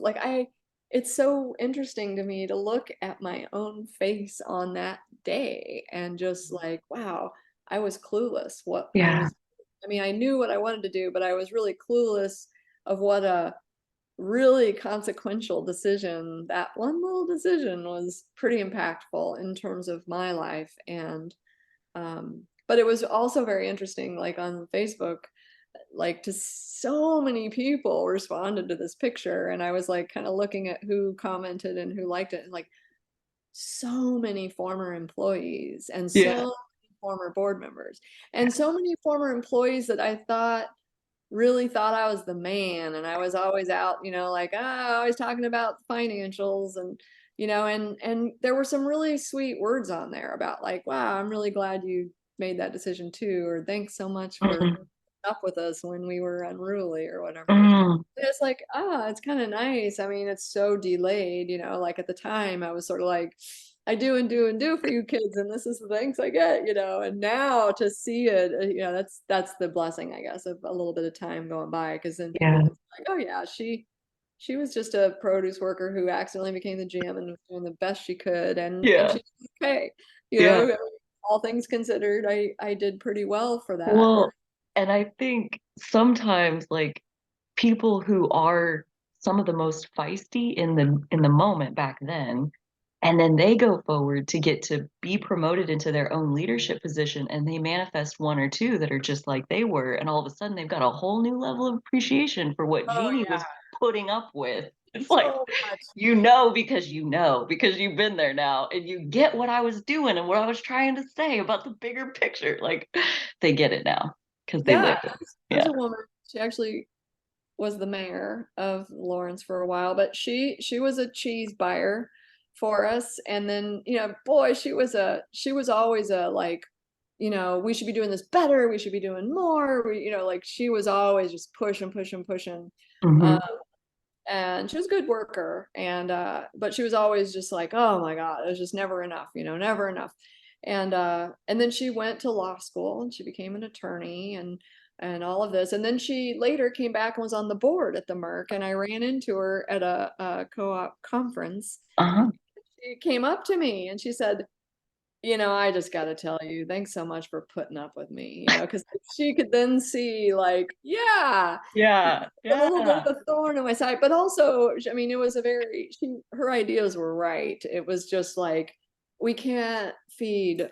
I mean, I don't know what we're gonna do about all the home. I don't know. I can't do everything, and she was Mm-hmm. really like, we should be doing more. That was always her thing. Mm-hmm. Yeah, I think a little bit of time they go on. Hopefully they, oh yeah, so I was gonna say I posted that picture on Facebook and I had kind of an amazing response on there. It was kind of fun for me just to read. And then like, I think it was that day I had to run to the Merc to pick up a few things. Uh-huh. Went to the store at like 5 p.m. on whatever night, and the store was just hopping, but I think from talking to you, and then I was like looking at that photo, and then I was in the Merc, and like even just pulling up into the parking lot, it was just like, oh man, I remember moving into this building, and I remember Yeah. remodeling the front end, and Mm-hmm. walking in and just like seeing it so busy and bustling, and they've moved stuff around since I was there or whatever, but it was really hopping when I was in there. And then I was getting ready to go through the line and I ran into somebody I knew, which of course you can't go there without, like, it feels like a very small town Right. there, but you can't just run in and run out because you always gotta run into somebody. But I was talking to them and they were like, hey, I really like that post and something something, and then there's like the cashier who's ringing them up and then ringing me up, and he's like, oh, did you used to work here? I was like, yeah, I used to work here, you I was know, staff back in the yeah, day. I was staff. Yeah. But yeah, I was like, yeah, I was number 286. My employee number, what's your employee number? And he's like 1972 or something like that. And I was like, yeah, so 1,700 people have come and gone from the day I was hired and the day you were hired. And but it was just really interesting, just to be there. And he was like, well, and he still, I don't think, knew that I had been the general. I mean, he didn't know. He didn't Sure. know. Sure. It's been since I was there, Yeah. whatever. But he was like, well, thanks for people like you who, made the decisions, like he knew. He was like, oh, well, thanks so much for all that you gave, even though I don't think he knew who I was. That's so sweet. It was really sweet, but then at some point I turned around and I said, I mean, this is my favorite grocery store in the whole world. And I remember I turned around at the check stand, there were just all these people. And I guess I said it kind of loud. And there were some other people in the other line and they were like, yes. And it was like, yeah, we did this. We created this. It's a great store and a Yeah. great story. And it's just a river, like I was on the river of that story for a while and got out, but they've, Right. gone on to Yes. have this amazing life since then. And yeah, I don't know. I think in the end, grocery's pretty important, and it's a weird life's work, but that is where I'm at. I'm working the grocery store.